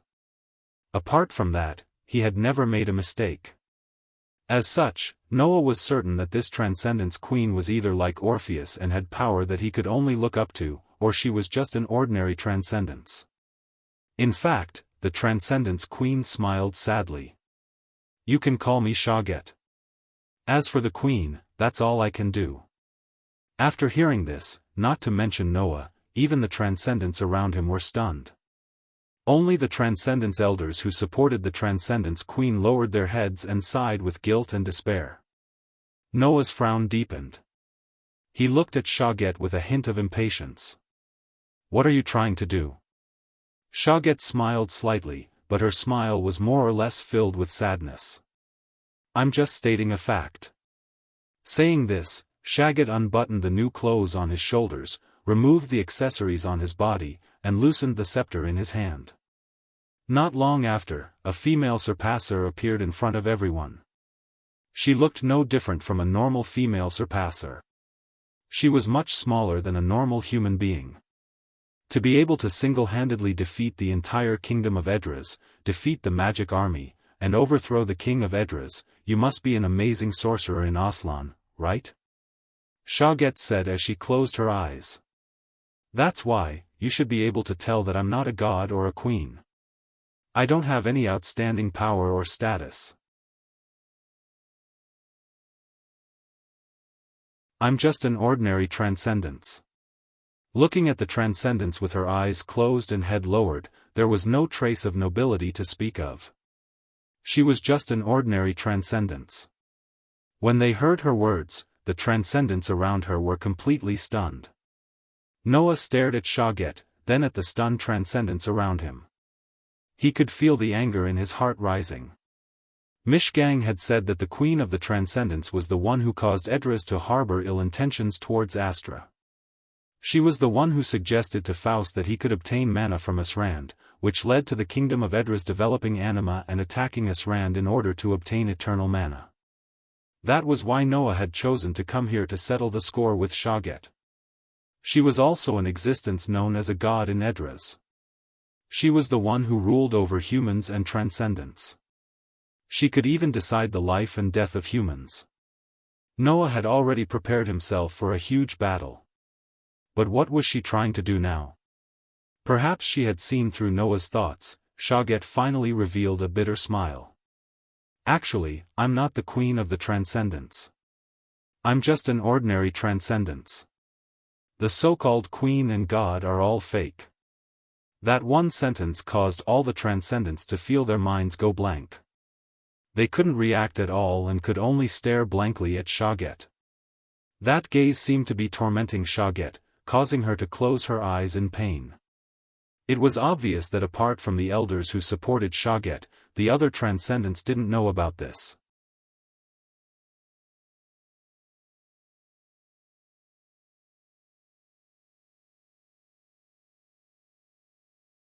Chapter 1105. Actually, even though we surpassers possess magic that the humans of Edras do not possess, our fighting prowess is not that great. We have been bullied by the humans since a long time ago. In front of all the stunned surpassers, Haggard closed his eyes, clasped his hands, and began to speak softly. At that time, the people even began to question their own existence.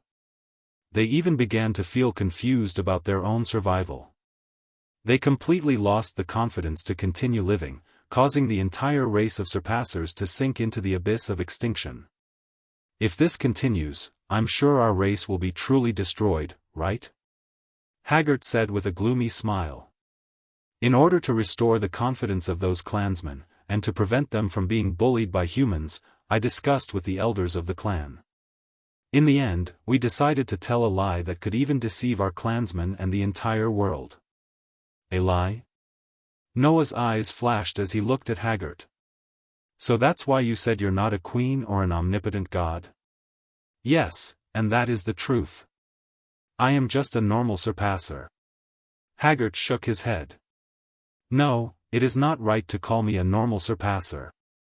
Compared to the rest of our race, I have a very special ability. Special ability?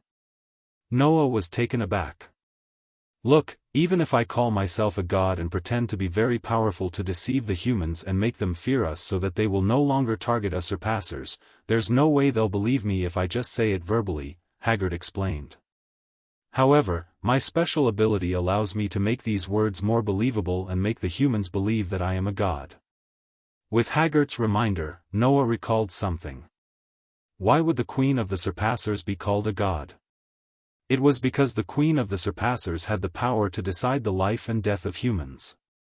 She had the power to control the population of humans. I do not have that kind of power, Haggard admitted. I just have the ability to foresee things, and I can more or less foresee some things in the future. Hearing this, Noah understood. Indeed. Haggard did not have the power to decide the life and death of humans. The only thing he had was the ability to predict the time of death. Humans who don't know about this gradually believe that I have the power to decide the life and death of humans and manage the humans in this world. Shagat smiled weakly. It was because of this that the so-called God became more and more convincing. My people became angels that served God and were revered and worshipped by humans. Haggart's words caused the other surpassers to look at each other. They could see the despair in each other's eyes. It turned out that the so-called gods and angels were nothing more than an illusion. Surpassers. It was a rather ironic name. They made it sound so aloof, but in the end, weren't they just a weak race that could only rely on lies to maintain their status and instill fear in the hearts of the humans to protect themselves because they were powerless against the humans? Seeing Noya frowning after hearing Shargade's words, the surpassers felt the urge to run away when they recalled how they had been so aggressive in front of this powerful human who had the power to destroy the entire army of Edras and how Noya had threatened to take him down. However, Noah wasn't going to argue with a bunch of ignorant commoners. Furthermore, Noah didn't care whether the transcendent status of the transcendent race was real or not. Then why did you have Faust attack Aslan? Noah narrowed his eyes as he looked at Haggart. Do you know that because of your decision, my guild and my companions were almost turned into manna for you? As he said that, Noah locked his aura onto Haggart, causing him to feel suffocated and his body to tremble. I am very sorry. Haggart could only squeeze out the words with great difficulty. Because we have become the gods and angels of Edras, we are omnipotent existences to the humans. When the manna in this world began to dry up, the human king asked us for help, so, in order to not let your lie be exposed, you proposed to Faust the idea of absorbing magic from Astra, which directly led to the appearance of anima and indirectly almost caused the death of my companions. Noah sneered. It's a pretty good way to protect yourself, isn't it? Haggart was speechless. Actually, there was one more thing he hadn't told Noah. Haggart had long predicted that a terrifying existence from Aslan had set his sights on the surpassers. That person was Noah. Of course, Noah had indeed set his sights on the surpassers.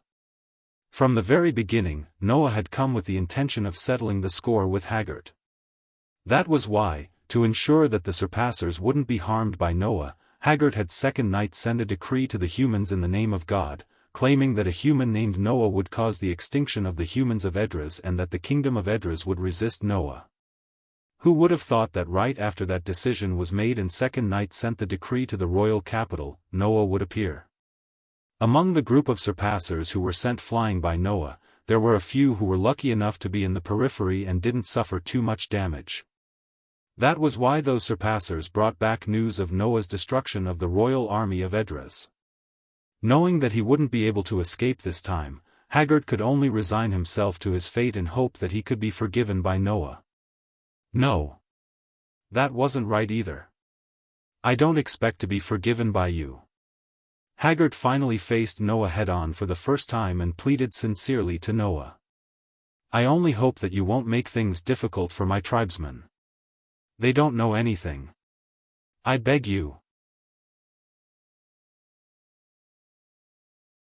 After saying that, Haggart actually knelt down in front of Noah and even knocked his head on the ground.